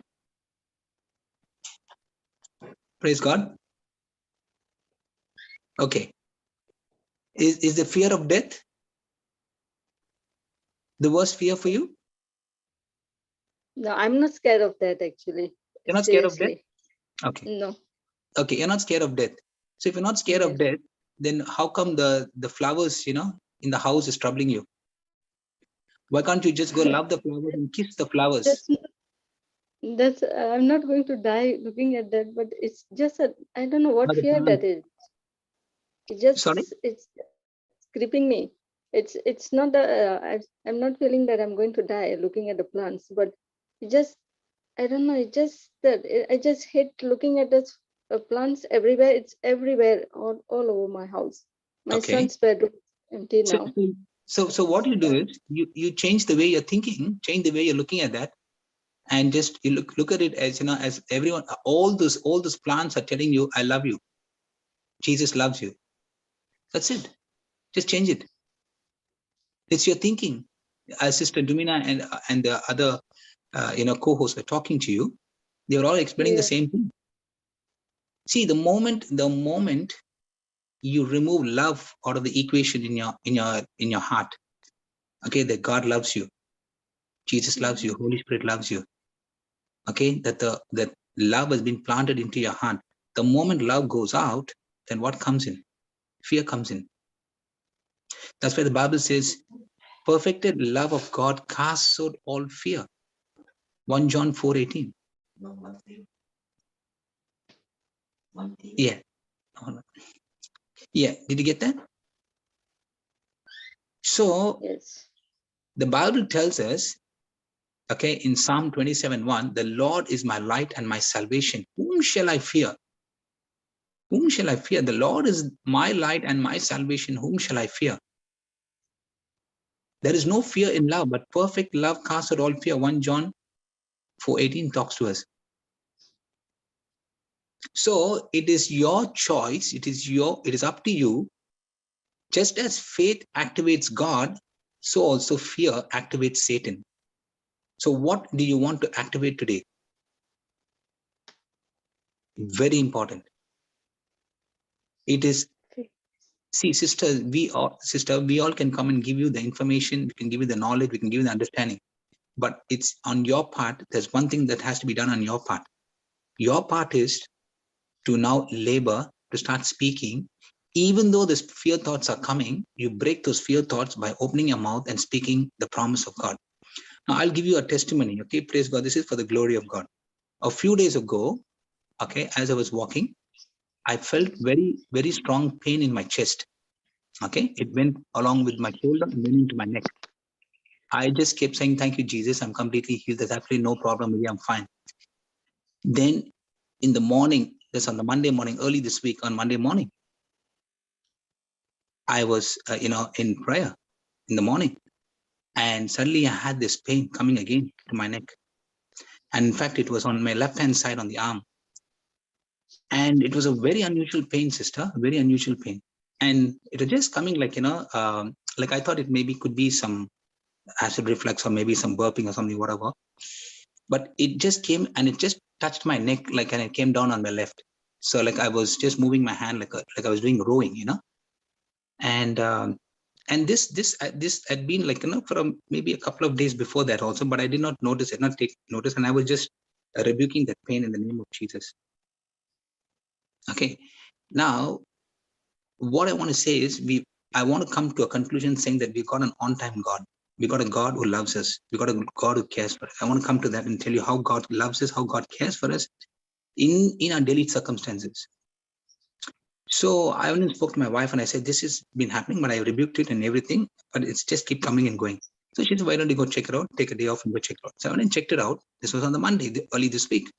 I mean, on Monday, just the past week. Yeah, because today we are on Sunday. So when I went there, the doctor actually who saw me, he said, okay, let me just do some tests, So he examined me, he did an echo, everything was good. He did a blood test and he said, it'll come up tomorrow. I said, okay, fine. Thank you very much. On my way back home, I actually said, okay, let me go and check. Maybe I got some problem in my neck. Maybe I need a massage in my neck or something. That's why I just arranged for a physio, to my wife. I told her, just contact the physio, just go for a massage because I was going to be at home that day. So I did a nice, neck massage and, shoulder massage, and I was perfectly fine. Absolutely no problems. I felt very good and all that. Went back, did my day-to-day activity, whatever I did. That was on Monday. Then Tuesday came, as usual, got up, went to work, did what I had to do. And then Tuesday went, and then Wednesday morning, again, in the morning when I'm sitting to pray, suddenly these things are coming. The pain is coming again. And this time, it was like, the pain was like on the left-hand side again, telling me, there's something wrong with your body. And I was just ignoring it. Okay. So I just, told my wife that, again, I had the thing, but I'm fine. I'm going to work and all that. So I went to work. I came back in the evening. Now in the evening, I spoke to, I called up the clinic and said, look, I need to know what's happening with the result. And secondly, I also, need to do my jab for the COVID. So I was actually wanting to just find out some information about it. So he said, then he said, I'll call you back. The doctor said, I'll call you back. And then it was about past 7 o'clock in the evening. Now, he calls me back and tells me, just forget about all the jabs and all that. You have something more serious than this. You'll have to go, to the hospital straight away. I said, for what? No, you just go to the hospital. Please go to the hospital, because it doesn't look like the report that came, and the result not good. I said, thank you, Jesus. Praise you, Jesus. Okay, I'm good. Okay, every part of my body is functioning perfectly. Thank you, Jesus. Praise you, Jesus. Thank you, Lord. I love you, Lord. All those things I was talking. Now, when I go, he said, just go straight, don't even go home, because I was returning back from work. So don't even go home, just go straight from there. So anyway, I came back home and I refreshed myself, I shower and all that. Then my wife and myself, I told my wife what happened. So we both went, and we went to the emergency, and then we had to waited. About 4 or 5 hours we had to wait. I said, thank you, Jesus. Praise you. When I went there, I saw all the others. Many were there in the hospital. Now, what is happening in your mind? Doctors said this to you. Will fear come? Doctors spoke to you and told you there's something wrong. You have to go check it out straight away. Okay. Will fear come in your mind? Yes. Yes. Yes. Okay. Will what the thoughts would have been? What is this? What is happening? What's going to happen? Why is he telling me to go? And I was like, going on with that, and the thoughts are coming on one side, which means in Ireland we call it the little fellow. They call it the little fellow. The little fellow means it's the devil. On one side, the enemy is telling you, there's something very serious. Like giving us the ultimate. This is what's going to happen to you, and this and that. On the other side, the love of God is telling me, I love you. Jesus is telling me, I love you. God tells me, I love you. The Holy Spirit tells you, I love you. On one side is love of God flowing. On the other side is fear. So which one will dominate in a situation like that? And the best part is, I should say not the best part, the worst part I should say is, there are so many out there, and they come with various other problems, various other illnesses, and there was a little bit of screaming, a little bit of crying, and people are desperate to get in, and you're waiting to go in, and this doctor is saying, go straight away, you got to go right now, and all that. So what are the thoughts and feelings that will come to you and me if we have a situation like that? And finally, at about 1 hour after waiting, they called me inside, and they told me that they just need to do an echo, okay, of my heart. Okay, so I did that. I said not echo, it's an ECG actually, and I did that, and it was normal. They said everything is good, just wait outside, the doctor will see you. But okay, waited. I had to wait, and I'm looking at all these people. I'm saying, Father, we thank you for all the people. We bless these people. We lift them up in their hand that they're all getting in on-time medical attention. Father, we thank you, and I rebuke the sickness, pain, and all the people around me. We're just praying with them. And because of this COVID situation, we're not allowed to talk to anybody. Okay, each one is like, they are all full of, the mind is full of other things. Okay, and so I was just, and we had to be put in a place very in a corner. Okay, we couldn't move also, because we had to just stay quiet where we were. Okay, and just wait. At about 2:45, early morning, 2:45, that's when I got an opportunity to go. So from 8:45 to almost 2:45 in the morning. Okay, we were waiting almost 2:45. Then that's when we went in. Yeah. My So gosh, really? praise God. Praise so we went. God. Okay, and that's when they started doing the test again. So they wanted to do one more test, the same test which the doctor did at the clinic, the same test. And they found out that there was actually a chest pain that came right from the heart. Okay, and the oxygen was being depleted to the heart muscle, and that's what happened to me. So it was quite a serious problem, isn't it, Sister Vilma? Isn't it a serious problem? Yes. Yes. So then they told me to stay there. I've got to stay there, and they had to actually do some further tests and all that. I couldn't go out, and it was all along I was just saying, Lord, I thank you. I've got a perfect heart. Thank you, Lord. Your word says, let your heart not be troubled. Believe in God. Believe also in me. Yes, Lord, I believe in you. I trust in you. That's the word that came. And then another brother, he actually sent a message to say, just say one message. I just called up one brother, and told him this is the situation, because he's in the medical line. So he said to me that just say this one line, he said, and that line was, all my blood circulation in the heart muscle is great. All my blood circulation in the heart muscle is great. That's all. Great. So now the person at the I mean, the doctor who came and saw me, and she said, she examined me and she said, we've got to do further investigation, further test, and we've got to check to see what actually caused this. And it is actually 100% confirmed that it's come from your heart muscle. Okay. And I said, okay, fine, no problem. Thank you very much. I've got a new heart, brand new heart in the name of Jesus. So then the following day I had to stay there, observation. Then they put all these gadgets in your body and all that. And they gave me a lot of blood thinners and all that. And now next morning they was scheduled to go for an angio. Okay. That was day before yesterday. Yeah. And I had to go for it and then completed it day before yesterday. And they found out that, there was a very slight narrowing down. It was not actually a block, but there was a narrowing down of up to 85% in one of the arteries. So they put a stent for me there and they said, you'll be fine. That's it. Praise God. I said, thank you, Jesus. Praise you, Lord. I got a new heart now. Praise God. Everything is perfect with me. Everything else is perfect. I'm good. And all along, I was thanking and praising God for, that He's an on-time God. And even though, things do happen in our day-to-day lives, we know that God cares for us, God loves us. Now, there could be many things I could have got angry about, I could have upset about, I could have said, no, what is this happening? No chance, and this and that. Or I could have created a tantrum and saying, I want this, if I had gone there. But what is more important is God loves you and He constantly looks after you. The Bible says the righteous will never be put to shame. When you actually open your mouth and you speak your confession of faith, when you open your mouth and speak your confession of faith, that is the power. That's how we receive salvation. Okay, the Bible says in Romans 10, 9 and 10, I've already spoken, everyone knows the scripture very, very, very thoroughly today. I believe so. Romans 10, 9 and 10 says, if you confess with your mouth that Jesus Christ is Lord and believe in your heart that God raised Him from the dead, you will be saved. Oh, you are saved. Okay, for with the heart one believes unto righteousness and confession is made unto salvation. I praise and thank God that, He gives us scriptures, He gives us promises, He gives us His word, and He's true to His word. Amen. Praise God. As I said to you before, praise God. See, there are no circumstances under which you can afford to allow fear into your mind or heart. Okay.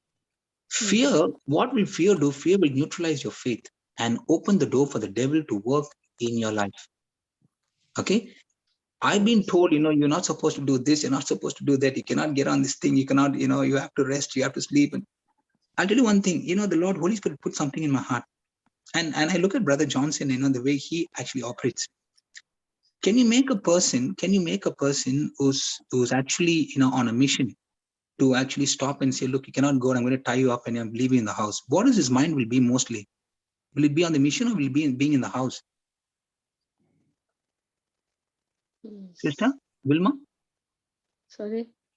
I'm asking you, supposing, okay, let me turn give it another way. Supposing, sister, okay, you are on an assignment. Okay, Yes. you are on an assignment to do a service for somebody. Okay, and during that time, there's been something that happened that doesn't allow you to go and do that service to someone. Okay, you're supposed to be caring. Let's say you're caring for somebody. Okay, and somebody catches you and tells you, puts you inside the house and tells you cannot go and care for that person because you got to care for yourself first. Correct? Yes. Yes. In a case where you yourself need care. Okay. You're always been caring for that person in the past, or you've been caring for others in the past. Now, when you're put into your room, put into your house, will your mind be on caring for yourself, or will your mind be thinking of how I can go and care for that person? I will go and care for the person because it is my duty to do it. Yes, no, not duty. It's just that because of love. I'm talking about because of love. I have to. Yes, it's because of love. Correct? It's because of love. Okay, so you're still thinking about not yourself. You're thinking about how can I go and care for that person, right?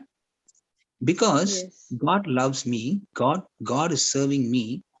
Okay, God loves me. Jesus said, I did not come to serve. I did not come to be served, but to serve. So Jesus came to serve me. Okay, and When Jesus is serving me, now I take that same service that I received from Jesus and go and serve others. Okay, so when I'm serving others, it is the Lord who's inside of me who's serving others. It's not me.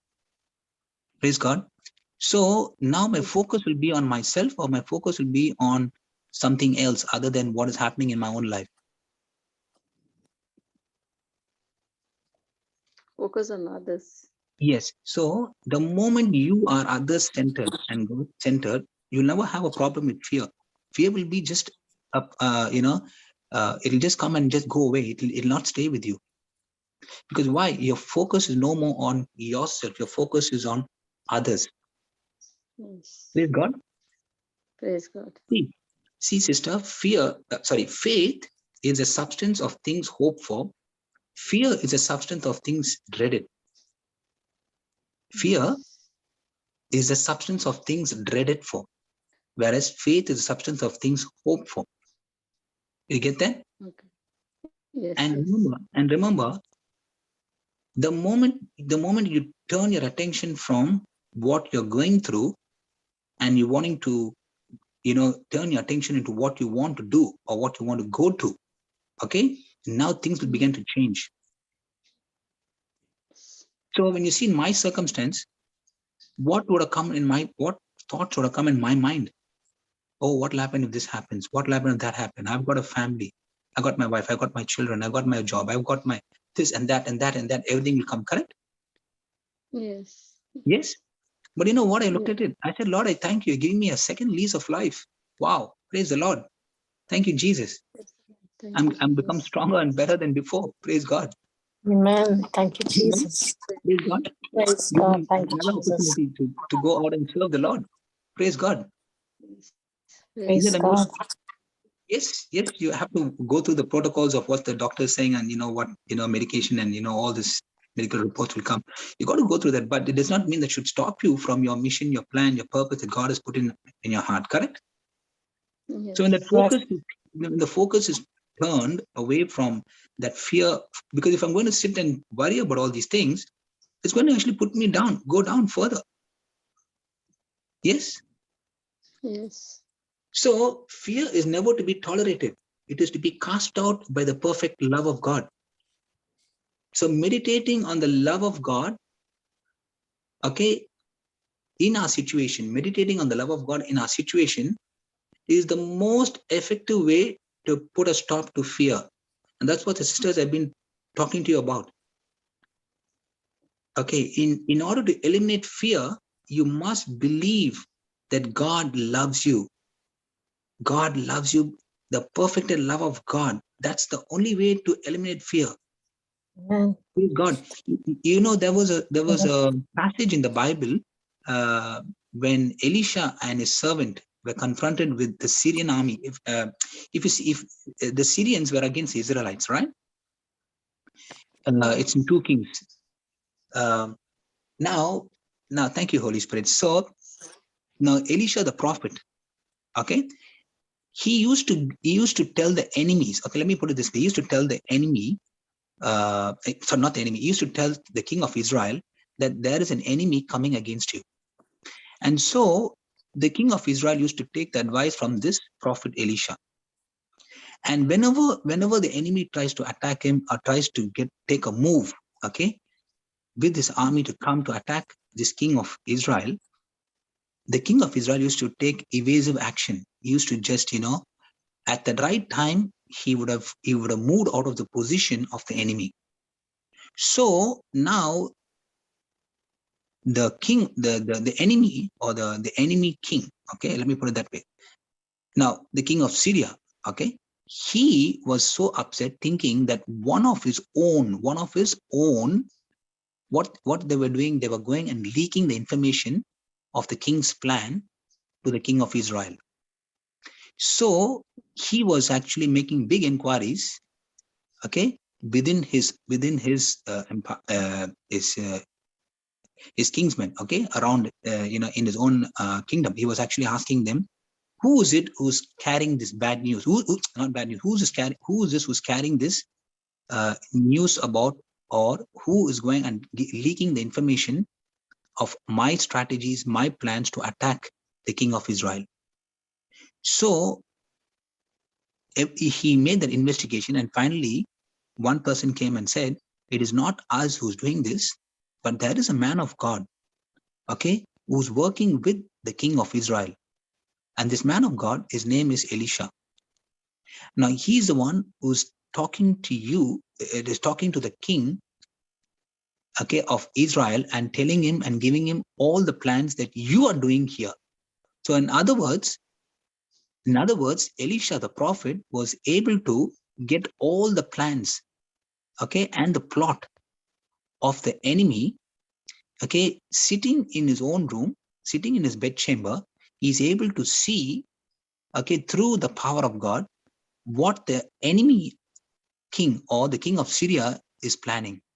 And he takes whatever plans that the enemy king or the king of Syria is doing and gives it to the king of Israel. And that's how they're able to move away or able to take evasive action to avoid from being attacked by the enemy. So now the king of Syria, he will be upset with whom? He will be upset with the prophet Elisha. He's very upset. So what did he do? He sends an army, a big army. Where? Not even to the king. He's sending the big army where? To go and finish off who? Finish off Elisha, the prophet. Did you understand up to here? Yes, yes. Did you understand up to here? So now, Yes. now even before Elisha could realize, his whole house and this whole place was surrounded with chariots and horsemen, okay, all ready to attack and kill Elisha. Now the servant to Elisha, he opens the door and he sees, and the moment he sees there are full of the enemy, horses and chariots, okay, ready to pound, ready to kill Elisha. And he comes back with fear. What did he do? He comes back with fear and tells Elisha, the prophet, look around. There are thousands and thousands and thousands of, horsemen and soldiers and everyone. They wanted to kill us. And he feared so badly. He was fearing for his life. Good question. What was he fearing for? He was fearing for his life. And he knew that he's going to be slaughtered, and Elisha will be slaughtered. That's what he knew. That's what fear was happening in his mind. There's lots of fear happening. But the Bible says what actually happened there at that instant. Do you know? I didn't read about Elisha, sorry. Sister, can you bring up that scripture and come, sister? That's 2 Kings. Will be Yeah.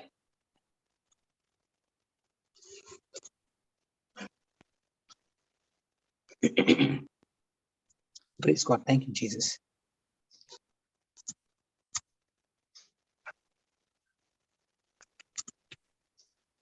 I'll just bring it up 1 minute.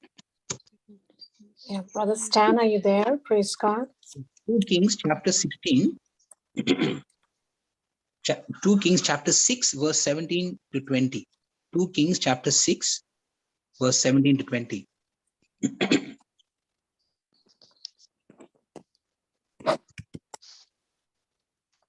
Okay, now before we go there, so now we see that when the servant was looking outside, he could count and see 1, 2, 3, 4, 5. That's 5,000.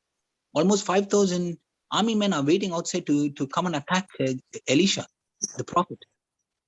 Yes? Praise God. Now, when he looks outside, there are so many there. But when he looks inside, how many are inside the room? Elisha, that's 1, and the servant 2.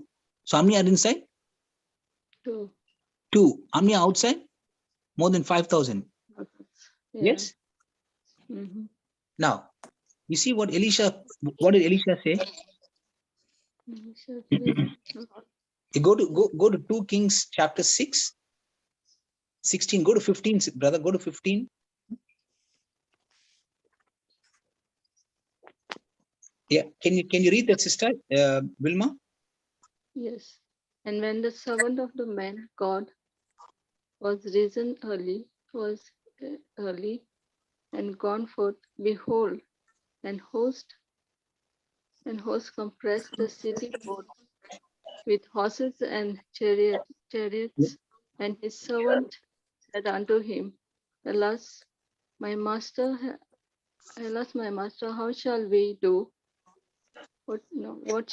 How shall we do? Yeah. Alas, my master. What did he say? Alas, my master. How shall we do? Yeah. In other words, he's asking, what are we going to do? What are we going to do? So many people out there. He's panicking. Isn't he panicking? Yes. Isn't he full of fear? Yes. He Yes. said, how shall we do? What Because shall we do? he's counting. He's seeing how many people out there with all the lights. They're in the middle of the night. They're all ready. Okay, they're going to come and slaughter everyone. Slaughter the both of them straight away. There's no mercy. Okay, his life is gone. That very moment, his life, he was thinking that he's going to be completely finished off. And then what did he do? And then what did Elisha, the prophet, answer? What did he say? The next verse. And he answered, Fear not, for they that be with us are more than they that be with them. Amen. So he's saying, praise God. Praise God.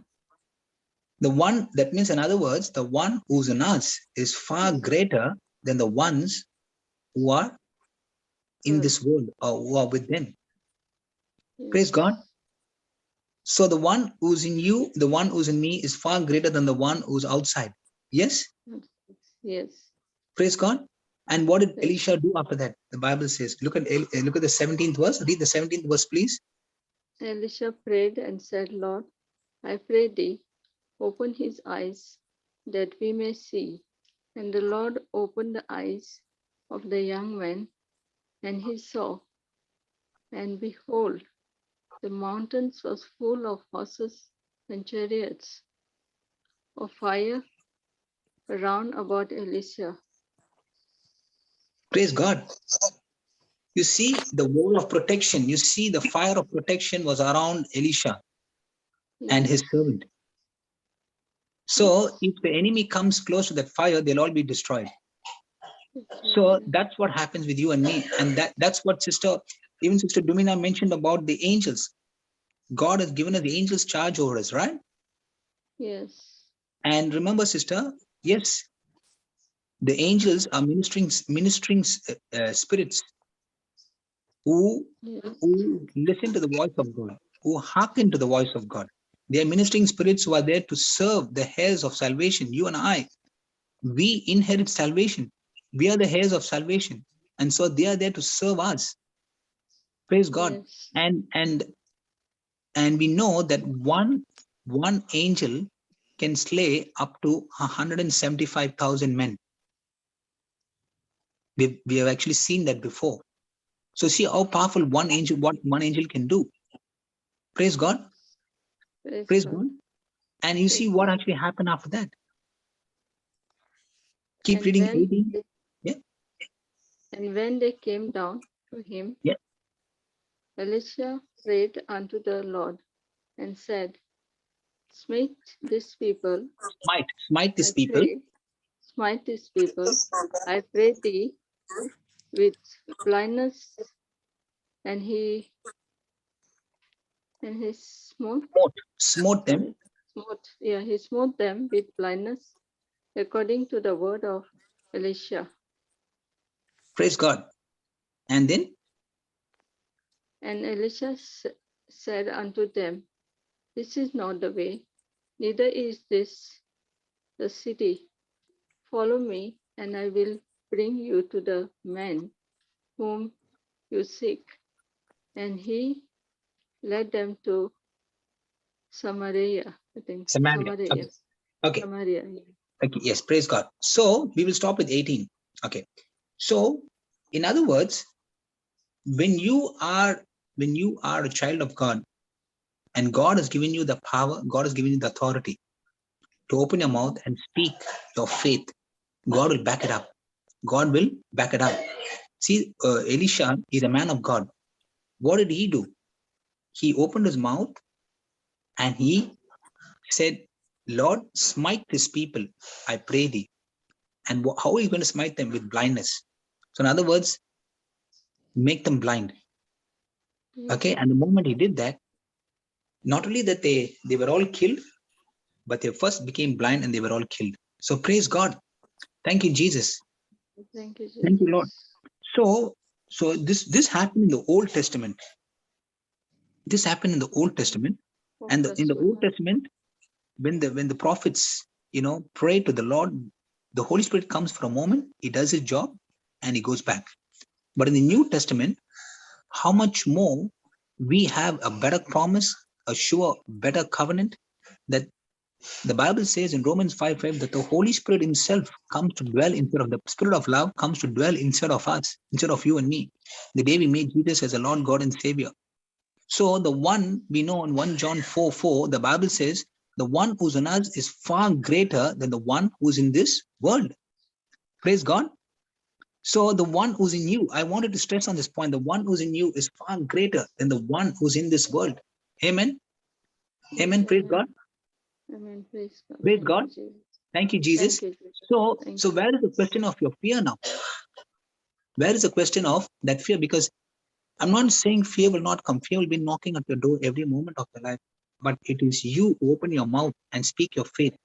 Because the faith is that spiritual force, sister, that works for you. But there's another force called the fear that will work against you. And remember, fear is never to be tolerated. It is to be cast out by the perfect love of God. Now, if anybody wants to overcome fear, I would say, I would very simply, I would say, meditate on the love of God. Meditating on the love God has for you and for me, it's the most effective way to put a stop for fear. It's the most effective way to stop fear, to stop fearful thoughts. That's the most effective way to believe that God loves me. 1 John 4:7, it also talks about the same thing. It says that, God is love. And he that knows God knows love. He that does not know God does not know love. For God is love. So if you know God, K-N-O-W. If you know God, you K-N-O-W, know love. But if you have no God, then that equals N-O love. Because God is love. Praise God. Can you read that scripture, sister? Which the brothers put it on the screen. Beloved, let us love one another, for love is of God, and everyone who loveth is born of God and know God. Amen. And knows God. Yeah, know God. Praise God. Does God care for you? Does God look after you? Has God given you a good life? Have you seen what God has done for you in the past? Have you realized, from where you were in the past to where you are today? Have you seen all of that? Yes. Okay, are you in a better position now than where you were in the past? Yes. Is your faith increased compared to where you were in the past and now? Yes, a lot. Can you see the grace of God has been working in your life? He has given you a beautiful life, looking after you every moment of your life, taking you from one journey to another journey, taking you from one level to another level. Yes? Yes. Okay, there are times when I don't deserve it. It's God's willingness. Grace is God's willingness to put his power, his ability in me, even though I don't deserve it. Isn't it? So God has bestowed that grace. Can we look on the victories that we had in the past? Can we look at all the goodness of God in the past? Okay, and continue to thank him and praise him. Now, when you continue to thank and praise God for what he has done for you, now fear will be vanished completely, because now the new confidence comes in. Praise God. The new confidence that God is my refuge. God is my source. He is my refuge. He is my refuge. He is my source. God is my God. He's my refuge and my comfort. In him alone I will trust. Yes. Praise Thank God. you, Jesus. Praise God. Thank you, So Jesus. now fear has been eliminated and faith has come in. And God is only pleased with faith. I'm telling you again, God is only pleased with faith. You go to God with anything else, he's not going to be, paying attention to. But the moment you go to him with faith, boom, you will see the manifestation of his glory. Hebrews 11:6 confirms that. Praise God. Thank you, Jesus. Thank you, So Jesus. he is our loving heavenly Father. All of his plans and intentions for you are always good, and it is there for you and for me. It's a blessing. It is for blessing. Remember, fear, okay, of failure, fear of any bad thoughts, anything that's coming, it is a common tool. It's a common tool that Satan uses to stop us from fulfilling the call of God in our lives. Okay. Remember, God is a God of love, right? As I said to you before, he'll never ask you, Sister Wilma, to do Yes. something in your life and my life without giving first the ability and the resources to succeed. He'll never ask us to do something without giving us first what? The ability and the resources to succeed. Succeed. Okay. Praise God. So you must Praise. remember, but the fear of failure will activate the devil and it'll cut you off. It will just cut you off from the resources that God has for you. The fear of failure, what it will do? It will activate the devil and it'll cut you off from the resources that God has for you. Mhm. Praise God. Praise So God. it is up to you, it is up to me to keep my heart free from fear and to draw on the grace. Go and draw. Go tap into that grace and the resources that God has already given to you by faith. That's why we are saved by grace through faith. So grace is available. Grace is saying, I'm waiting. I'm waiting, Wilma. I'm waiting. I'm waiting for you. Grace is already waiting there because everything God has purchased for you is already waiting there for you. The finished works of Jesus. Now you have to use your faith and go and draw it. Praise God. Praise God. Thank you, And Jesus. faith will only come. How does faith come? Faith will only come when your eyes are open to the truth that comes from the Word of God. Okay. Okay. So find out about God's love. Meditate on those verses. I would say that will be a homework from today onwards. For the next 1 month, forget about anything that you're studying. Wherever the teachings are on love, God's love. Okay, JCILM has got many teachings on God's love. Wherever there are teachings on God's love, wherever the scripture promises on God's love, open the Bible, start writing down. Okay, go only to the New Testament for the start. Go to the New Testament. Wherever Jesus speaks about love, wherever the New Testament writers, they speak about love. Okay, you just write down all those scriptures and start meditating on love. Okay. Praise God. Just say this one line. Say this one line. Holy Spirit, Holy Spirit. I ask. Holy Spirit. I I ask you to expose ask you to expose any fear any fear that may reside in my heart. that may reside in my heart. I choose to cast out that fear. I choose to cast out that fear. I choose to cast out that fear I choose to cast out that fear with the perfect love of God. with the perfect love of God. As I meditate on His word As I meditate on His word and fill my heart with faith. and fill my heart with faith. In Jesus' name, amen. In Jesus' name, amen. Praise the Lord. Praise the Lord. Thank you, Jesus. Thank you, Jesus. Praise you, Thank Jesus. you, Jesus. Thank you, Jesus. Praise you, Jesus. Thank you, Jesus. Did that help you? Yes. Praise God. Praise God. Thank you, Jesus. Remember that the Bible, as I said to you before, 1 John 4:18, that here is no fear in love, the Bible says, but perfect love casts out fear, because fear involves torment. but he who fears has not been made perfect in love. That is 1 John 4:18. So, as I said before, fear is the devil's doorway, okay, into a life of a believer. So when we allow fear to enter into our life, spiritual forces are released that open up to the works of the enemy. But when you actually meditate on God's word day and night, and as I said, looking at the love of God, meditating on the love of Jesus, okay, now what will happen? You begin to realize that God loves you so much and his plans for you are always good. Okay, and it's never God's plan for you to get into any kind of torment brought about by fear. So don't allow the enemy's thoughts to come as a doubt into your mind, because that's what he will do. The root of fear is doubt. Okay, the doubt is, does God really love you? That's the doubt. Are you sure God loves you? That's the doubt. That's the doubt he puts in your heart.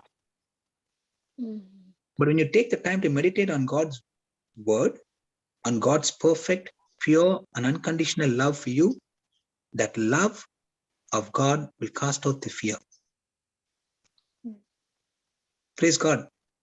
Praise God. Thank you, Jesus. So you can even declare and say, thank you, Father,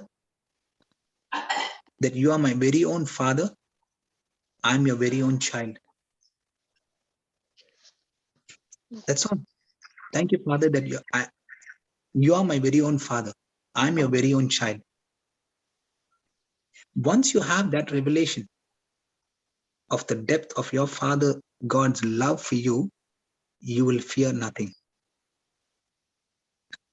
And as Sister Domina had given you what scripture in 2 Timothy 1:7, it says, for God has not given us a spirit of fear, but of power and of love and of a sound mind. Yes. Praise God. Praise So God, if God is on your side, who can be against you? Yes. Yes. Thank you, Amen. Jesus. So when you get a chance, again, as I said, meditate on the love scriptures, meditate on the cross. That's the symbol of love, the cross. Think about love. Think about the love God has for you. Receive that love. Soak in that love. When you know and believe in God, when you know and believe that God's love for you, towards you, fear has to leave. So now say this, I clothe myself in the love of God and get rid of the fear. Praise God. I clothe myself in the love of God. I clothe myself in the love of God. The love of God. And I get rid of the fear. And I get rid of the fear. Thank you, Jesus. Praise you, Jesus. Thank you, Jesus. Praise you, Jesus. My Heavenly Father loved me so much. My Heavenly Father loved me so much That he sent his only begotten Son to die for me. that he sent his begotten Son to die for me. And to win for me. And to win for me. And to win for me. Complete victory on the cross. Complete victory on the cross. I received that love today. I received that love today. And I'm being made perfect in that love. And I'm being made perfect in that love. I declare that fear and torment have got to go. I declare that fear and torment have got to go. And it has left me in Jesus' name. And it has left me in Jesus' name. Thank you, Jesus. Praise you, Jesus. Thank you, Jesus. Praise you, Jesus. Amen. Praise God. Praise God. Thank you, Jesus. Praise God. Thank you, Jesus. And thank you for, coming in. And thank you. Yeah, thank you for coming in and talking to us.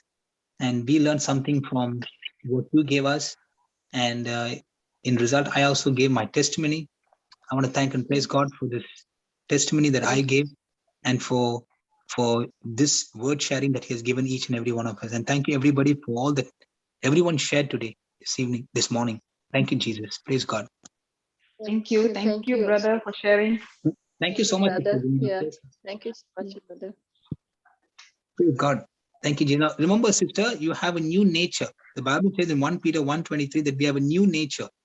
Okay? Thank We you, don't have brother. the Thank yes, you. old nature anymore. So that new nature will always wanting you to go, step out, get out and do something good for the kingdom of God. Just like how, the Bible tells us in Acts 10:38, God anointed Jesus Christ of Nazareth. So God has anointed Sister Wilma.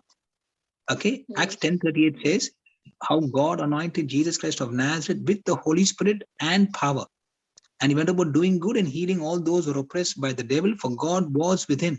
So also, Sister Velma, Yes. how God anointed Sister Velma with the Holy Spirit and with the power. And Sister Velma goes about doing good and healing all those who are oppressed by the devil, for God is with Sister Velma. I Thank just you, changed brother. it and made it personalized for you. Isn't that powerful? Thank you, brother. Yes. Thank you, brother. Praise God. So come on, all Praise the God. scriptures, you got to take those scriptures and come on, start speaking the scriptures. Come on, beat the devil at his game. Okay. Praise God. Yes. Hallelujah. Hallelujah. Thank you, Jesus. Thank Thank you, you, Jesus. brother. Hallelujah.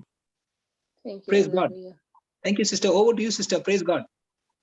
Yeah, thank you, brother. Praise God, sister Dimina. Praise God. Thank you. God is Yeah, good and all. all good, Sister Wilma. Yes. Yeah. See, brother has explained you so many things, but always remember, if you are weak, God can't help you. Always remember that. If you read the book of Joshua from chapter 1, you see Joshua is mourning because the leader is dead. Moses was dead. So at that time, if you see the chapter Joshua, God is telling Joshua again and again, be strong and courageous, be strong and courageous again and again. Because if you are weak, even God can't help you. Now you're understanding? Yes. He can't help you. That's why he keeps telling you, be strong and courageous. Joshua, be strong and courageous. Meditate on my word day and night. So that is very vital. If you try to stay weak and wait for God to work miracles, it will not happen. You have to move by faith. Yes. Okay? Mhm. Praise God. Anything else, Sister Helen? Anything you would like to add? Or Praise One of the God. things, I think Brother Linus has given everything. yeah, he gave quite a bit. I'll give her some 6 points, just one line points. Can she write it down? Just one line, 6 points. That's it, and we can conclude. I know I'm taking your time now. No, brother, all good.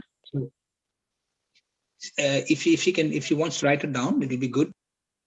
Yes. Yes, brother.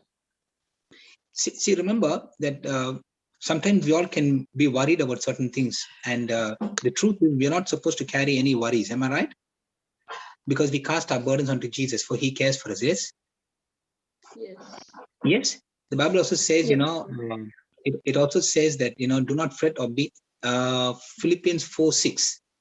Let me give you the scriptures. Philippians 4:6. It says, do not fret or be anxious for anything, but in every circumstance and every situation.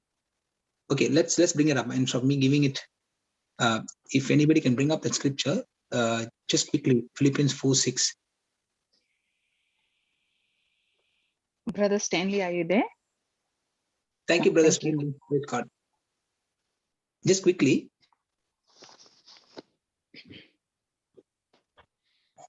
Another 2-3 minutes. I'll just give us some points on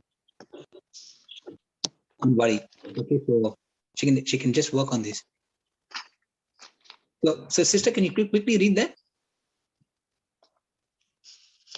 Sister Wilma? Yes. Can you read what are the 6? Can you read 6, 4:6? One of the highlighted. Be careful for nothing, but in everything, by praise and supplications, with thanksgiving, let your requests be made known unto God. Praise God. So, in other words, the Bible teaches us that it's impossible for us to worry and at the same time trust God, correct? Can we worry and trust God at the same time? No. No. Yes? Because Yes. worry is a form of unbelief. It will only cause us to doubt God's love and God's ability to come through in our lives. Yes? Yes. Yes. So, Yes. so most of us, I should say, there are many people who can live worry free. I'm not talking about worry warrior, but I'm talking about we can live worry free. How? By choosing to trust God. Okay? Yes. God did Mhm. not design you and me to carry the worries and cares of life. Okay? Yes. He did not design us to Yes. carry the worries ourselves. Living a life of worry free is your decision and it is my decision. So living worry free is a decision. You can choose to stop Yes. worrying and just enjoy God's peace. How? By following the 6 points. Let's follow the just 6 points. If you can write this down. Okay. The first point is, if something is troubling you or worrying you, isolate the specific worry. Isolate the specific worry you are dealing with and repent of any unbelief. The first point is isolate the specific worry you are dealing with and repent of any unbelief.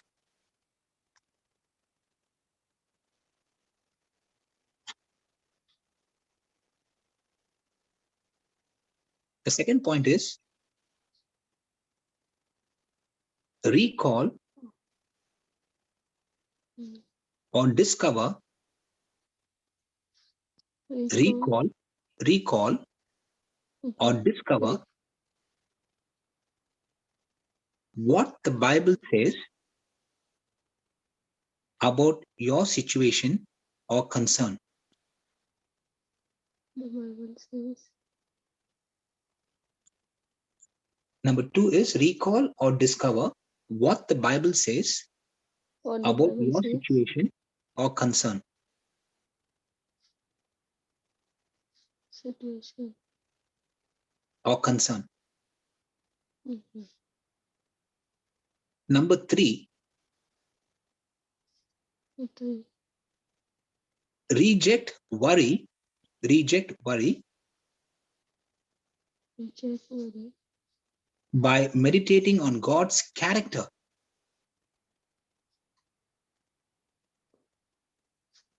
and His Mm. promises. Mm. See, there are two things here. God's character is one thing and God's promises are another thing. Yes? God's character. And His Re- promises. okay. And His promises. Oh, So 3 is okay. reject worry by meditating on God's character and His promises. And His promises are good. Praise God. Praise God. And the fourth one is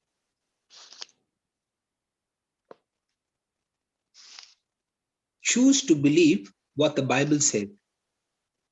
Choose to believe what the Bible says. What the Bible says. Choose to believe what the Bible says. Yeah, you got the fourth one? Yes. Yes. The fifth point is thank God for being faithful to His word. Thank God Mhm. for being faithful to His word. Mhm. Faithful to His word. Okay. And the sixth point is reject all temptation. Reject all Resist all temptation. temptation to again worry about your situation. Temptation.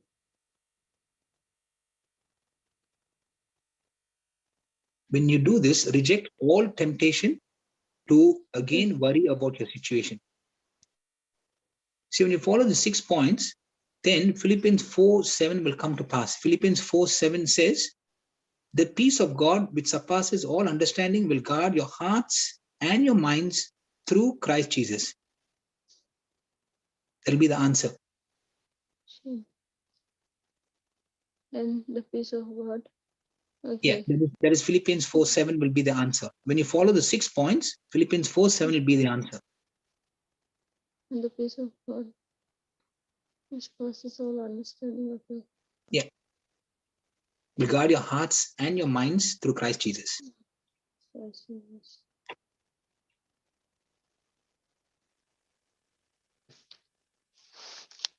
So praise God. Praise God. Thank you, Jesus. So now you see how important it is to understand the love of God. Yes. That's very. Does your child ever doubt that mother won't give food for us today? No, yes. Does your No. child ever doubt that the mother won't give food for us? No, he knows No. that he'll get his food. Exactly. Because mom loves the child, right? Yeah. Yes. Because you love the child, you don't want to see her going hungry and starving, correct? Yes. So if earthly mother has so much of love for the child, how much more our heavenly Father has love for you and for me? And that's why the Bible says, even if a suckling mother, suckling baby, is abandoned by the mother, okay, or in other words, if a suckling mother cares so much for the child, how much more the heavenly Father, cares for this child? Yes. Yeah. Yeah. How much more? That's earthly and heavenly. I'm comparing the earthly and heavenly. Praise God. Thank you, Jesus. Thank you, Jesus. The Bible says, even if the mother forgets his child, yeah, praise God. But the Lord will never forget you and me. Praise God. Thank you, Jesus. Praise God. Thank you, Jesus. Jesus. Thank you, Lord. Isaiah 49:15. Thank you, Jesus. So praise God. So you came with a testimony. You came with some inquiries. You came with some doubts in your mind, sincere thoughts, and you got your solution from the Lord through these beautiful sisters who shared with you today. And I too got a solution. I too got a solution, and thank God, God looked after me, and God also has blessed me. Praise God. And I had an opportunity to come and share the testimony as well. Praise God. Praise God. Thank you, Jesus. Thank you, Brother Linus. Thank you. My sister Helen. Praise God.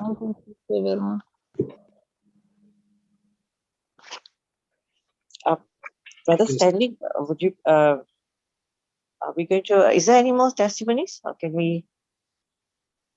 Are we closing off? I think we passed the time, sister. Yes. Yeah. Yes. Yes. Yeah, one of y'all can. Yeah. So, yeah. Sister Jovina, would you just like to do the closing prayer? Thank you, Jesus. Sure. Thank you, Abba Father. Thank you, Jesus. Thank you, Holy Spirit. Thank you, Lord, for all this beautiful teaching, how to attack fear, how to attack our anxieties, how to attack our worries. Holy Spirit, we thank you, Lord, for all the truths which you have revealed to us from the Bible through all our brothers and sisters. We thank you that you're helping us to apply all this truth, Lord, and to walk in supernatural. Holy Spirit, we thank you. You are reminding us, especially during at that hour, at that time, when we are attacked by the enemy through fear, through worries. We thank you, Lord, that all these words, we seal it in our heart, and you remind us all this truth so that we can have victories not only in our lives and also in the lives of others. Lord, we thank you for all those who have shared their testimonies. We believe, Lord, in our eyes of faith, that you have made them whole. You have blessed them spiritually, physically, financially, socially, and mentally. All their areas have been blessed because they have glorified you by testifying the great and mighty works of our Lord Jesus. We thank you, Lord, that as we are finishing this teaching, we are going back to our normal work, and we will be back again with more testimonies to glorify you. We make this prayer, Abba Father, in the name of our Lord Jesus Christ. Amen. Amen. Amen. And amen. Amen.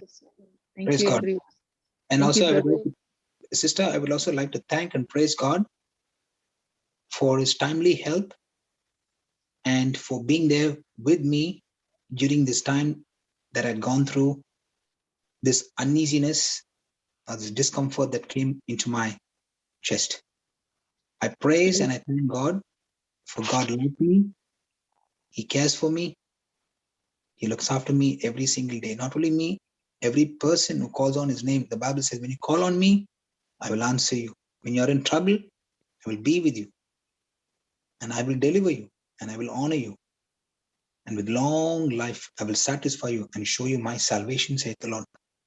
So, Father, we thank you and I praise you, Father, for being with me, for giving me the strength, the courage, the confidence to speak only your word, even in the most difficult time of my life. That I know that perfected love of God casts out all fear. And I thank you for you brought scriptures, you brought promises into my mouth to speak at the time that I needed it the most. And I thank you right now, not only that you have blessed me, but also I thank and praise you for the doctors and all those people who have been there, Father, during this time, right, starting from my family members and everyone, and all the friends and all the warriors who have been with me during this time, Father, in prayer and in faith and believing that God is in control. God is a God of love. He's a God of mercy. He's a God of peace. He's a God of joy. He's the God who heals, who delivers, who protects, and who shields us from every danger. Thank you, Lord, that you are my strength and my salvation. I thank you and I praise you, Father. In Jesus' name I pray. Amen and amen and amen. Amen. Amen. Praise Amen. God. Praise God. Praise Thank you, Thank you, Jesus. Jesus. Thank you, Holy Spirit. Amen. you, Amen. Lord. Praise God. Thank you, Brother Linus. Oh, that's wonderful. Thank you, everybody. Thank Praise God. you. Thank you, This Sikamina. sister, this sister came only to call you, brother. Sorry, come again, sister.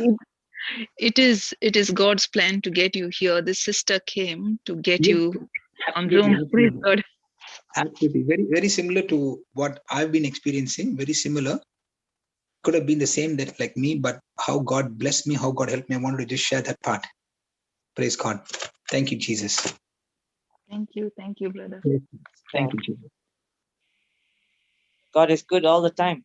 And all the time, God is good. Hallelujah. Hallelujah. The tagline of Australia. Yes, yes. Praise God. So are we going to stop the live? Yeah, because I'll stop the live.